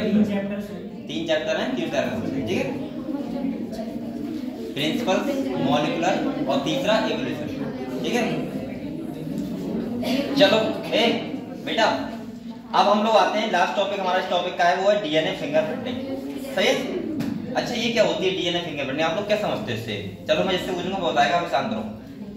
सबसे पहले बताओ, आप बताओ बेटा, डीएनए फिंगरप्रिंटिंग का मतलब क्या समझते हो तुम? क्या होता है ये? पढ़ो मत इसे, वैसे बताओ। अंगूठा लगाया जाता है। फिंगरप्रिंट फोन वाले नहीं समझ, फोन से वो कनेक्ट, वो फिंगरप्रिंट, अरे लॉक खुलता है वो। क्या समझते हो बताओ?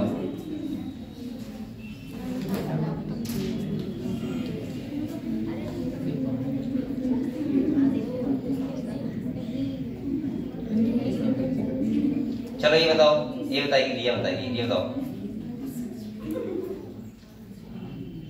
तुम्हें क्या नहीं पता?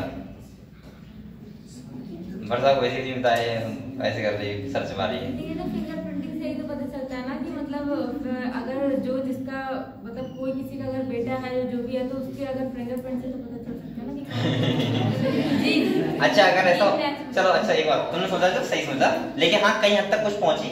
लेकिन ऐसे तो बेटा ऐसे हो जाएगा कि हम अपने पापा का फोन अपने लॉक से खोल लेंगे फिंगर से, हमारा फोन हम पापा। तो वो जो न्यूक्लियोटाइड के जो सीक्वेंस होते हैं। हाँ ये सही है। चलो एक तो इतने बता दिया कि हम अपने पापा का पता लगा लेंगे कौन हमारे पापा है कौन मम्मी है, ठीक है? ठीक है, ठीक है।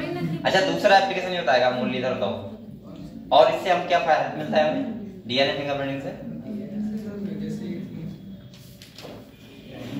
जैसे कोई हाँ, ये भी होता है कि जैसे अगर किसी ने कोई क्राइम किया हो तो डीएनए में पता चलता है ना कि किसका, तो सिर्फ क्राइम को फिंगरप्रिंट से किसी पार्ट से।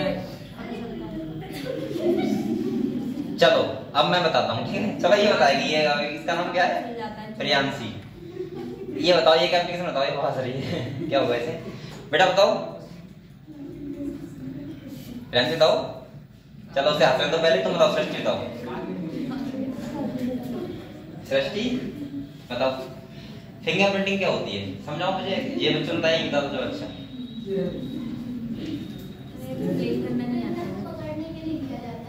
किसको? क्रिमिनल को पकड़ने के लिए। हाँ, बहुत अच्छी बात। और बताओ।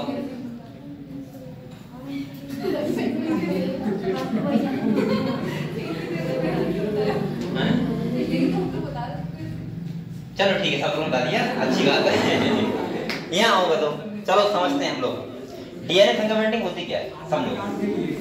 इधर देखो, अगर डीएनए फिंगरप्रिंटिंग मतलब होता है कि हम लोगों को डीएनए की सीक्वेंसिंग और उसकी स्टडी करना। मान लिया जैसे अगर फादर है और फादर का बेटा है, सही है? हम बोल सकते हैं माता पिता का पता लगाने के लिए, कोई क्रिमिनल है उसको पता लगाने के लिए, कोई रेपिस्ट है उसको पता लगाने के लिए, या मैं बोल सकता हूँ कोई ऐसे आपने देखा होगा कि कोई अगर चोर है, मान लिया चोरी करने आया है और उसको वो चला गया वहां से, तो कैसे पता लगाते हैं? डीएनए फिंगरप्रिंटिंग के द्वारा। हमें कोई भी सेल मिल जाए, बस क्या मिल जाए? अगर हमें कोई भी एक बॉडी का सेल मिलता है तो हम उससे पता लगा लेंगे कौन क्रिमिनल होगा, सही है? ये होती कैसे वो हम लोग समझते हैं, ठीक है? ये कैसे होती है, तो यहाँ पे देखो डीएनए फिंगरप्रिंटिंग का मतलब है कि यहाँ पे कह रहा है 99.9% of the base sequence among human is the same. पूरे ह्यूमन का क्या होता है? 99.9% क्या होता है? सेम होता है सीक्वेंस पूरा, सही है? अगले कह रहा है a human genome has 3 into 10 to the power 9 base pair. In how many base sequence would there be differences? It is these differences sequence of DNA which make every individual unique in their phenotypic appearance. अब यहाँ पे देखो, सोचो 99.9% तो same है, बिल्कुल same है। Only 0.1% DNA sequence होता है जो एक पर्सन से दूसरे पर्सन में क्या करता है? वेरी करता है, और यही उसको क्या बनाता है? यूनिक बनाता है। क्या बनाता है? यूनिक। यूनिक का मतलब है आप लोगों की बहुत सारी चीजें ऐसी होती हैं दूसरे से यूनिक होती हैं। जैसे अगर हम बात करें तो आपको ये वाले ये दिखता है डिजाइन, दिख रही है आपको ये डिजाइन? ये भी क्या होती है, हर पर्सन में यूनिक होती है। इसके बाद हम बोल सकते हैं आंखों में जो क्या होता है, आइरिस, क्या होता है, आइरिस होता है, पीपल होता है, आइरिस होता है। हाँ, तो वो क्या होता है, हर पर्सन में क्या होता है, डिफरेंस होता है। तो ऐसे बहुत सारे फीचर होते हैं जो हर पर्सन टू पर्सन क्या करते हैं, वेरी करते हैं, और वो वेरी कौन करता है, ओनली 0.1% डीएनए। अगले देखो, अगले बेटा हाँ सीक्वेंस, अगले क्या है देखो, अगले करें DNA fingerprinting involve identifying difference in some specific region in DNA sequence called as repetitive DNA. क्या बोलते हैं उसको, रिपीटेटिव डीएनए का मतलब होता है जो बार बार क्या हुआ है, रिपीटेड हुआ है। और कह रहा है बेटा बोल कौन रहा है यहाँ पे, बोलो मत आप लोग। अगले कह रहा है because in this sequence are small stretch of DNA repeated many times, this repeated DNA are separate from bulk genomic DNA as different peak during density gradient centrifugation. अभी मैं सब बताऊंगा आप लोगों को, लाइट में लिखा हुआ है यहाँ पे, होगा ना, ये है, ठीक है। यहाँ पे कह रहे हैं it become very easy to identify tools in forensic application further as the polymorphism are inheritable from parent to children. DNA fingerprinting is the basis of paternity testing in case of disputes. मैं हमसे बोल सकता हूँ कि यहाँ पे हम लोग अपने माता पिता का पता लगाने की एक यहाँ पे करवाते हैं क्या, डीएनए फिंगरप्रिंटिंग। अगले कह रहा है बेटा यहाँ पे एक नाम लिखा हुआ है BNTR, क्या लिखा हुआ है, कहाँ है, उसी पे आते हैं डायरेक्ट, कहाँ गया, ये है, इसे ड्राइव करो आप लोगों को, सब ऐसे लिखा हुआ है, variable number of tandem repeats. इसका मतलब क्या होता है BNTR का, वो समझो। देखो अगर मान लिया कोई हमें अब समझ लो, अगर किसी के फादर है, क्या है, फादर है, और उसका बच्चा है, उनमें डिफरेंस तो होगा लेकिन उनका BNTR लगभग कुछ क्रोमोसोम पे क्या होगा, सेम होगा। Variable number of tandem repeat का मतलब है कि जो सीक्वेंसिंग है उनका नंबर कितनी बार आया। जैसे मेरे में सपोज मानो जैसे AGGCT है, मेरे में 10 बार आया है क्रोमोसोम 1 पे, तो मेरे फादर के डीएनए में भी 10 बार आया होगा क्रोमोसोम 1 पे। ऐसे क्रोमोसोम 3 पे मेरा कोई सीक्वेंस है वो 7 बार आया है, तो मेरे फादर के डीएनए में भी कितनी बार आया होगा, 7 बार। ये होता है BNTR।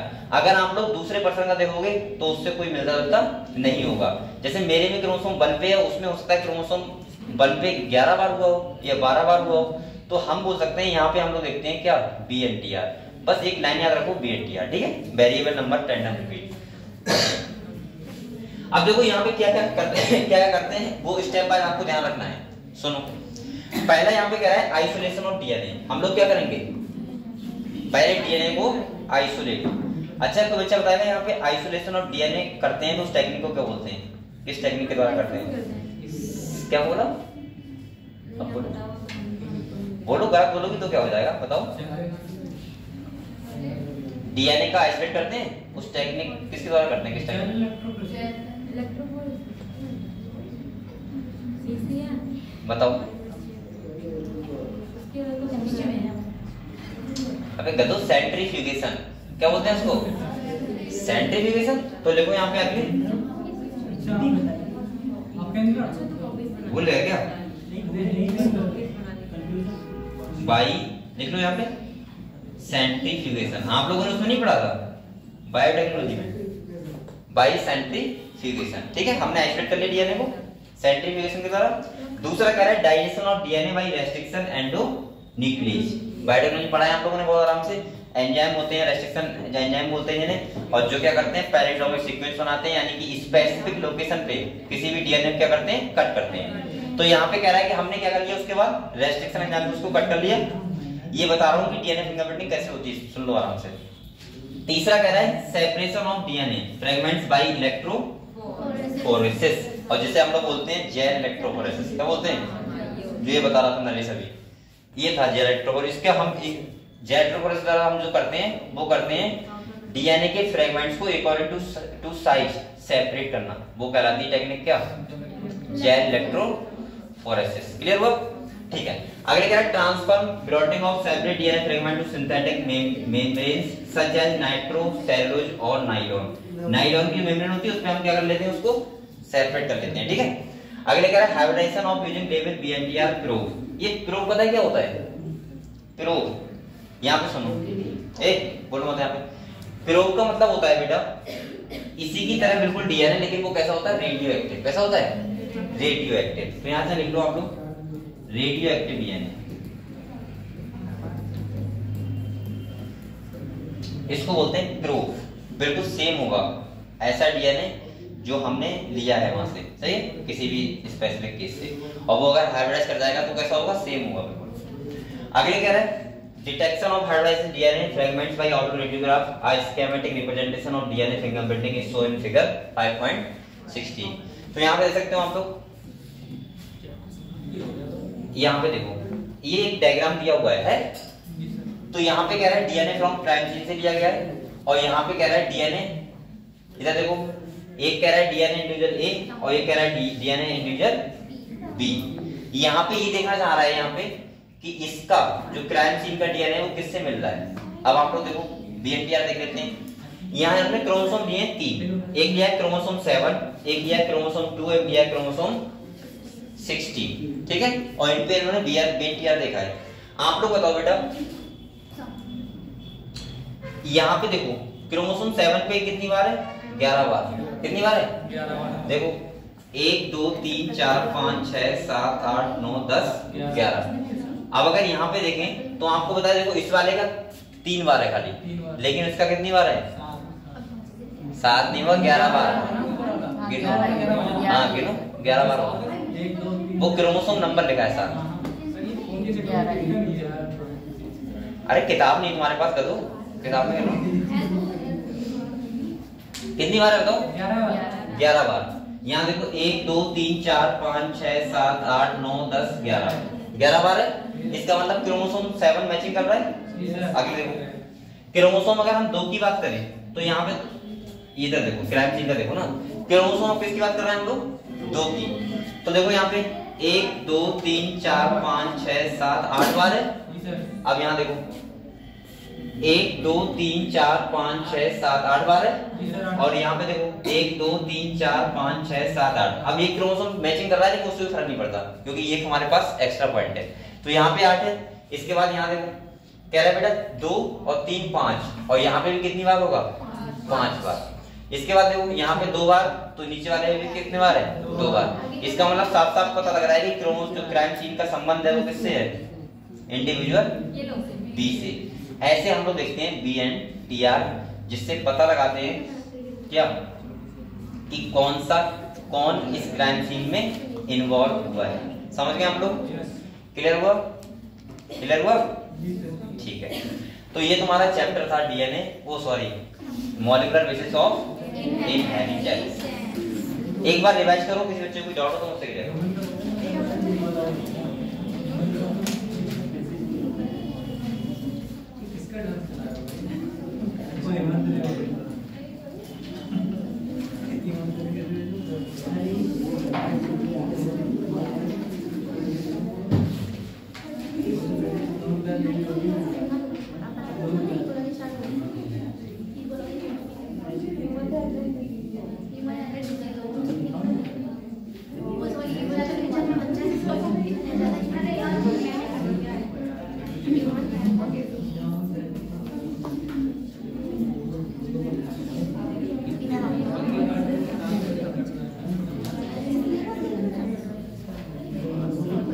बेटा रिवीजन कर लो, रिवीजन करने के लिए मैंने कहा है, हम लोग बात क्यों करते हो।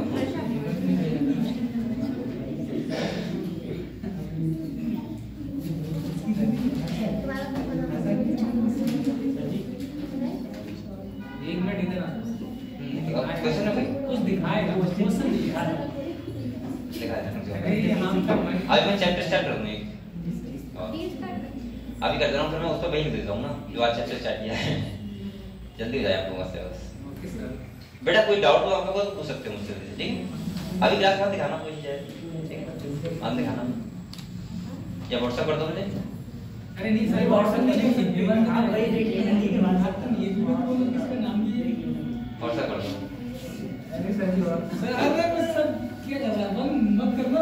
अरे पर्सनली पर्सनली सब नीचे ऐसे करके अबे गलती से आपको फोन तो ना दिखा रहा हूँ ना, आप दिखा दो। अरे कैसा है, मैं इधर नहीं कर रहा हूँ, गलती से वाह करना भी नहीं चाहिए, बहुत अच्छी। मैं मोबाइल भी भेज दिया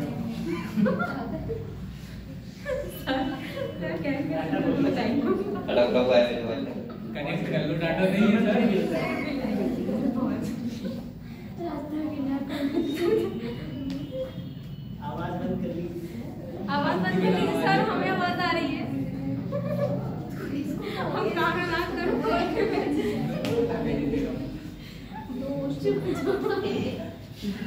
रात के 1 बजे भेजता क्या बजेगा देखो मैंने कहा नहीं नहीं बात जाती ये चीजें देखते हो। अरे वो अब प्रेम पाल के ना वो टाइम करता ए। टाइम करता है बहुत तेज। सही है, चलो कोई बात नहीं, माइंड डिस्टर्ब कर देती है ऐसी चीजें, समझ रहे हो। 2 बजे 3 बजे एक और प्रेम पाल नहीं। हेमंत मैसेज कर देते बिल्कुल। वो मुझे पता है वो क्यों करते हैं, वो क्या करते हैं, वो सब पता है, मैं सब जानता हूँ। एक और सेंड कर रहा हूँ देख। वो बेटा अभी आप लोग कर देना, मैं शाम करना, ठीक है, मैं देख लूंगा मस्त एकदम बैठ के। अभी पढ़ाते हुए माइंड डिस्टर्ब क्यों कर रहे हो? वो बात नहीं। ए ठीक है बेटा, अब देखो आप लोग पढ़ने चलो बेटा, ये बताओ मुझे अब हमारा कौन चैप्टर स्टार्ट होगा? ह्यूमन हेल्थ एंड डिजीज, ठीक है। पहली मेरी बात सुनो, आप लोगों का बायोटेक्नोलॉजी जेनेटिक्स कंप्लीट हो गया पूरा, और बताएं आप लोगों को सिलेबस क्या क्या बचा है? फैमिली बची ओनली और कॉकरोच बचा है, और इसके बाद आपका चैप्टर कंप्लीट हो गया, और इसके बाद आपके 3 चैप्टर और बचे हैं, एक बचा है ह्यूमन हेल्थ एंड डिजीज। ये सिलेबस बस आपका बचा है। तो आप लोग चैप्टर निकालो ह्यूमन हेल्थ एंड डिजीज, जो बहुत इंपॉर्टेंट चैप्टर है, और बेसिकली मैं बोल सकता हूँ 4 से 5 क्वेश्चन आते हैं। और अगर आप लोग एमबीए करने की सोच रहे हो तो आपको चैप्टर अच्छे से आना भी चाहिए। तो आप लोग निकालो human health and disease.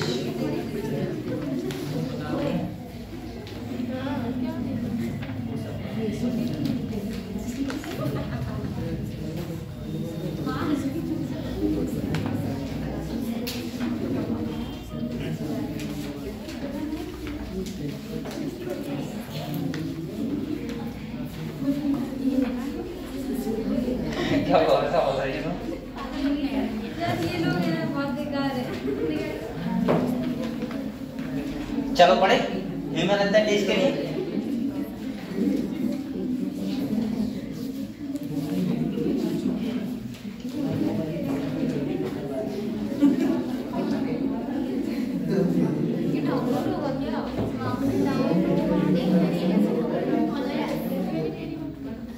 Connect है नहीं भाई?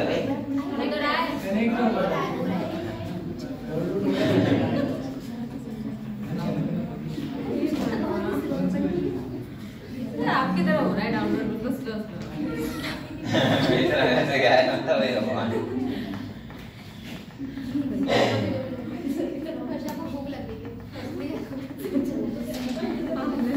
ये शादी चल रही है, इसमें खाया नहीं होगा, खा लिया फिर से लग गए।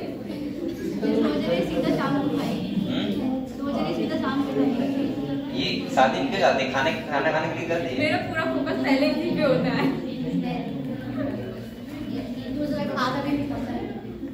कपड़े यार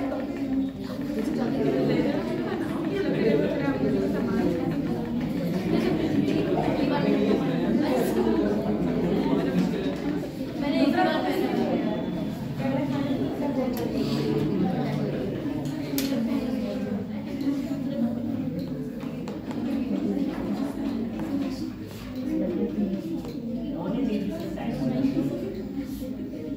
डिस्प्ले कौन हो रहा है अभी? ये तो वो चल रहा है वाईफाई। मैं बता दूं सर, आपकी तरह हो रहा है। सर दोबारा से फिर से देर लगा ना। दोबारा से करो। अरे नहीं, अरे फिर और टाइम लगेगा। वो वहीं से आता है। ये देखिए जल्दी जल्दी होने लगा। कहाँ हो रहा है? तो नहीं रुक गया। आपने देख लिया इसीलिए रुक गया, तक हो रहा था।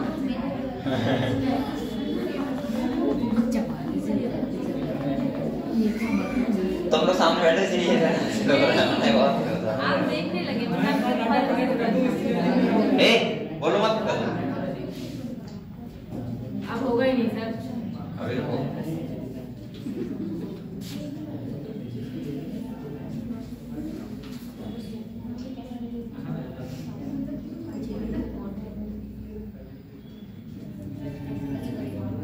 देखो हो गया। अरे क्या हुआ है? हो गया सर, हो गया। हो तो गया। क्या हुआ? मैंने तो पहले ही बोला था। अरे ऑनलाइन सर इसका प्लेटफॉर्म अरे चलो बेटा, अब ऐसा करो, ये वाला तो एक बुक और है।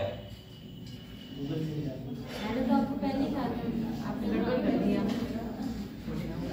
क्या है इसमें? यही है वाइट। ये सब वर्षा की मेहमान ऐसे कर रही तो है। नहीं सर, आपकी वजह से हुआ है।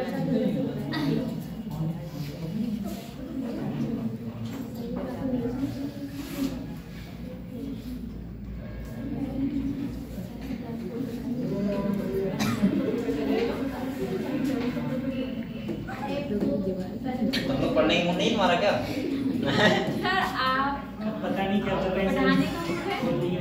मैं कुछ नहीं कर रहा हूँ बेटा, ये आएगा तभी तुम अभी बोलना। तो कुछ नहीं कर रहे हैं, बैठे हुए हैं। गूगल से निकालिए ना हमें डाउनलोड। क्यों ब्लेम कर रहे हैं आप? चलो अब तो आ जाएगा। वीडियो ऑन करो। सही है बेटा। ये चैप्टर कौन सा है? Human health and disease. ये चैप्टर अच्छा चैप्टर है आप लोग क्यों? हाँ, कौन सा? क्यों अच्छा है? क्योंकि आप लोग डॉक्टर बनने जा रहे हो और आप लोगों को बेसिकली डिजीज के बारे में नॉलेज होनी चाहिए। और ये चैप्टर भी अच्छा है। हम लोग इस चैप्टर में पढ़ेंगे क्या, पहले समझता हूँ मैं, समझाता हूँ आपको। यहाँ पे आप लोग देखेंगे कि हमें कौन सी बीमारियां होती हैं। अच्छा एक और बताओ, आपने बेसिकली 3 टाइप की पढ़ी है अभी तक। एक तो हम इस चैप्टर में पढ़ेंगे, दूसरा हमने पढ़ी थी जेनेटिक डिजीज, और तीसरी पढ़ी थी क्रोमोसोमल डिसऑर्डर। जेनेटिक कौन से होते हैं? जो भी मम्मी पापा से मिलते हैं फ्री में। दूसरे हो सकता हूँ क्रोमोसोमल कौन से होते हैं? वो भी मम्मी पापा से मिलते हैं लेकिन क्रोमोसोम के एबनॉर्मलिटी से, क्रोमोसोम कम हो जाए या फिर ज्यादा हो जाए। और ये डिसऑर्डर होते हैं, वो होते हैं एक्वायर्ड डिसऑर्डर, जो हम जन्म के बाद हम बोल सकते हैं पैथोजन, या फिर हमारा लाइफस्टाइल हो गया, कैसा खाना खाना है, कैसा पानी पी रहे हैं, या फिर कोई इन्फेक्शन हो गया, उसकी वजह से डिसऑर्डर होते हैं, उनको हम लोग बोलते हैं। इस चैप्टर में पढ़ेंगे। कौन चैप्टर में? Human health and disease. इस चैप्टर में आपको ये भी बताऊंगा कि यहाँ पे हमारे अंदर कैसा क्या मैकेनिज्म होता है जो हमें किसी को डिजीज जल्दी लग जाती है, किसी को बहुत टाइम में लगती है। हम यहाँ पे ये भी पढ़ेंगे कि हमारी इम्यूनिटी में कौन कौन इन्वॉल्वमेंट होता है, कैसे हमारा इम्यून सिस्टम को हम अपना अच्छा बनाए, और क्या क्या चीजें जरूरत होती है इम्यूनिटी को इम्प्रूव करने में। सही है? तो ये बहुत इंपॉर्टेंट चैप्टर है। आप लोग इस चैप्टर को बहुत अच्छे से पढ़ना है, यहाँ से क्वेश्चन भी बहुत सारे आते हैं। ठीक है? और आप लोग बेटा कोशिश करना कि आप लोग डेली इस चैप्टर में हो। सही है? तो यहाँ पे देखो, सबसे पहले अगर हम बात करें तो मैं आप लोगों को ये बता रहा हूँ। सबसे पहले यहाँ पे नाम आया है ह्यूमन हेल्थ एंड डिजीज, यानी कि हेल्थ क्या होती है। अगर मैं आप लोगों से पूछूं तो जिससे पूछूंगा वो बताएगा। अभी आप लोग शांत रहना, ठीक है? कोई बोलेगा नहीं। सबसे पहले मैं किससे पूछता हूँ? चलो आप दोनों लोग बताओ, हेल्थ का मतलब जानते हो क्या होता है? ये बहुत आपने सुना होगा कि हेल्थी रहना चाहिए, हेल्थ आपकी कैसी है। तो आप लोग बताओ हेल्थ का मतलब किससे होता है? क्या हम देखते हैं कि हेल्थी है नहीं पर्सन, कैसे बता रहे हैं? बताओ। अरे कॉमन सी बात है, तुमने कितनी बार पूछा होगा किसी से कि कैसे हो, स्वस्थ हो, नहीं हो? ये तो कॉमन सी बात है। नहीं पता है? पता होता नहीं है, बोलते नहीं है। अच्छा, मतलब बोलना भी नहीं है, पता भी नहीं। ठीक है, पता भी तो है। चलो तुम दोनों में से बताना बेटा, बीच में से हेल्थ का मतलब क्या होता है?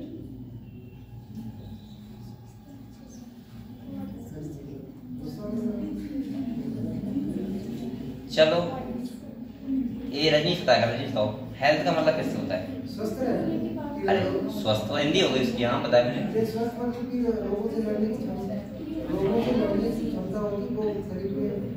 मैं खाली हेल्थ ही पूछ रहा हूँ। हेल्थ स्वास्थ्य का मतलब क्या होता है? हम कैसे दिखते हैं स्वस्थ है नहीं है, कैसे पता लगता है?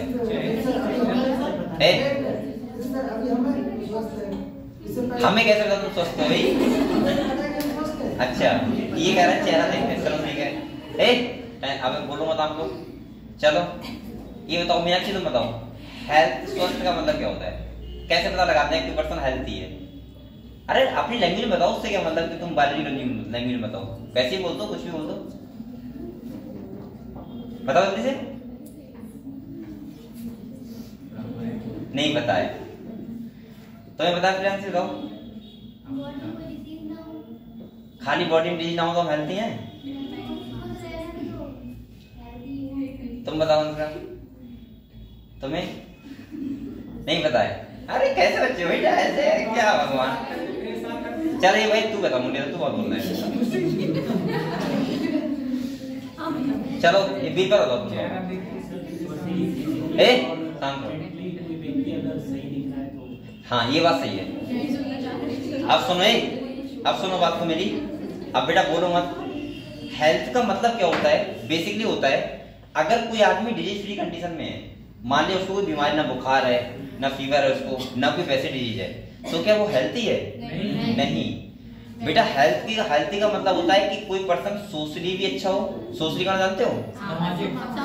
सामाजिक तरीके से अच्छा हो। ऐसे नहीं कि अगर कोई आदमी जा रहा है दूसरा सोच रहा है कहाँ जा रहा है, कौन गधा आ गया यहाँ पे या मैं बोल सकता हूँ आपने कहा कुछ लड़के होते हैं मोहल्ले में जाते हैं तो मोहल्ले वाले कहते हैं ये क्यों खड़ा है, सोचने लगते हैं उसके बारे में, चला जाए। तो सुनो, तो एक सुनो पहला सोशली, दूसरा मेंटली।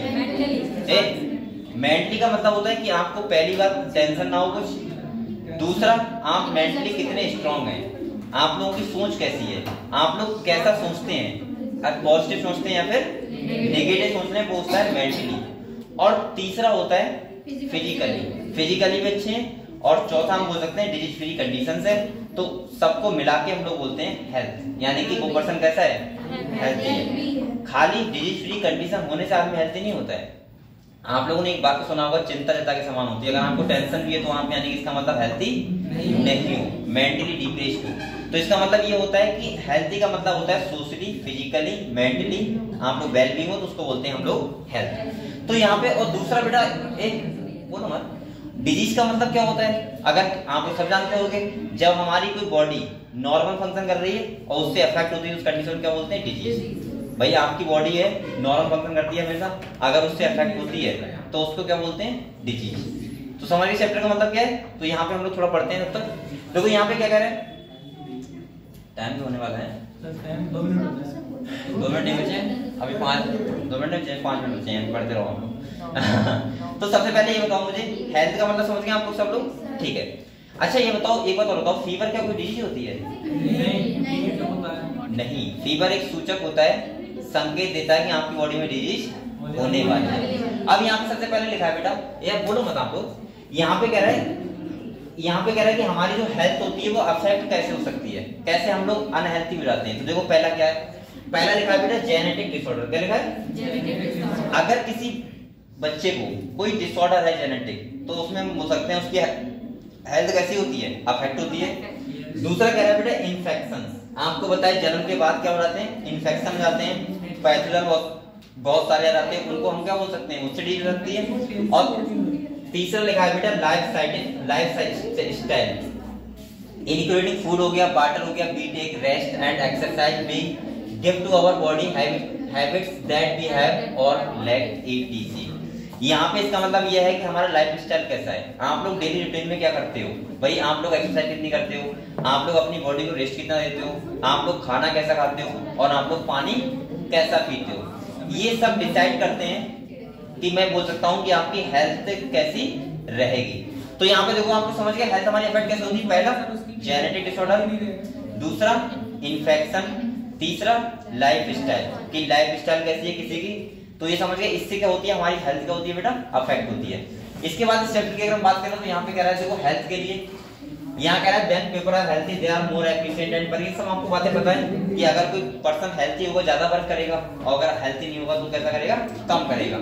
इसके बाद कह रहे हैं कि अगर आप लोग बताओ, अगर हम कोई हेल्थ है, अगर उसको हम मेंटेन करना चाहें तो आप क्या कर सकते हो, भाई एक्सरसाइज करो, एक बैलेंस डाइट लो, खाना बैलेंस टाइप का खाओ। फुल रेस्ट का मतलब ये नहीं सोते ही रहो हमेशा, ये नहीं, और क्या, जितना आराम करना चाहिए, हाँ इतना आराम करना चाहिए, उतना आराम करना चाहिए, रेस्ट करना चाहिए, एक्सरसाइज। और यहाँ पे एक बात लिखी हुई है योगा, इतना आराम नहीं करके आलस आता है। जैसे 6 घंटे की, एक करके बोलो। हाँ तुम क्या बोल रहे बेटा, पहले बताओ। 6 घंटे की नींद की जरूरी होती है। 6 घंटे की नींद बहुत जरूरी होती है, ठीक है। तुम बताओ क्या करना चाहिए? योगा के लिए योगा नहीं करना चाहिए। क्या हो जाएगा भाई योगा नहीं करोगे तो? पहले ये बताओ, अच्छा यहाँ पे कितने लोग योगा करते हैं? तुम करती हो? तो क्या कर रहे हो? सवाल संभाल रही है, योगा करती है। मैं कहता हूँ एक बच्चा तो है यहाँ पे जो योगा करता है। आप करते हैं? मैं भी नहीं करता हूँ। हमें लगा आप करते होंगे पर आप भी नहीं करते। क्योंकि मैं सुबह उठने वाला आदमी नहीं हूँ, बहुत जल्दी मैं आराम से उठता हूँ, मुझे उठना होता है 8 बजे के टाइम उठता हूँ, तो योगा कहाँ से कर लूंगा? सर योगा कैसे करेंगे, शाम को ही होगा। हालांकि मैंने किया था, सुनो बोलो मत। योगा का मतलब होता है मेडिटेशन, मैंने सोचा था करूंगा। जब मैं मेडिटेशन करने बैठा तो नॉर्मल जो बातें मेरे माइंड में पूरे दिन में नहीं आनी थी, जिससे मुझे प्रॉब्लम हो रही थी, अब वो बातें और याद आ रही, तो मैंने कहा भाई ये नहीं करना चाहिए वरना टेंशन में आदमी आ जाएगा सुबह सुबह। तो इसीलिए मैं कह रहा हूँ कि आप बोल कर रहे ना, अभी क्लास मैंने बंद नहीं की है बेटा, जब मैं करूंगा तब जाओगे आप। अभी से बैग का संभाल रहे हो। हाँ अभी रुक जाओ। आप लोगों को बेसिकली आपको जो स्टेज में है अभी वो स्टेज में योगा करना जरूरी है, क्योंकि आप लोग टेंशन फ्री रहते हो ना अभी। मुझे लगता है मुझसे टेंशन दोनों रहते हो। तो इसका मतलब ये है कि आप लोग अभी टेंशन फ्री हो, आपको योगा करना चाहिए और मेडिटेशन करना चाहिए। और दूसरा आप लोग ये करने से बहुत क्या मिलेगा, ये पुण्य नहीं मिलेगा, आप लोगों को एक बहुत अच्छा रिलीफ फील होगा। और आप लोग उस टाइम सोच सकते हो कि आज मैंने पूरे दिन में क्या करना है, कितनी पढ़ाई करनी है, क्या नहीं करना है। ठीक है, तो हम लोग हेल्थी रह सकते हैं उससे। चलो फिर कल की बात करेंगे, हम लोग बात करते हैं। ठीक है, इसके बाद हम पढ़ेंगे कल ह्यूमन हेल्थ एंड डिजीज। सही है, ठीक है।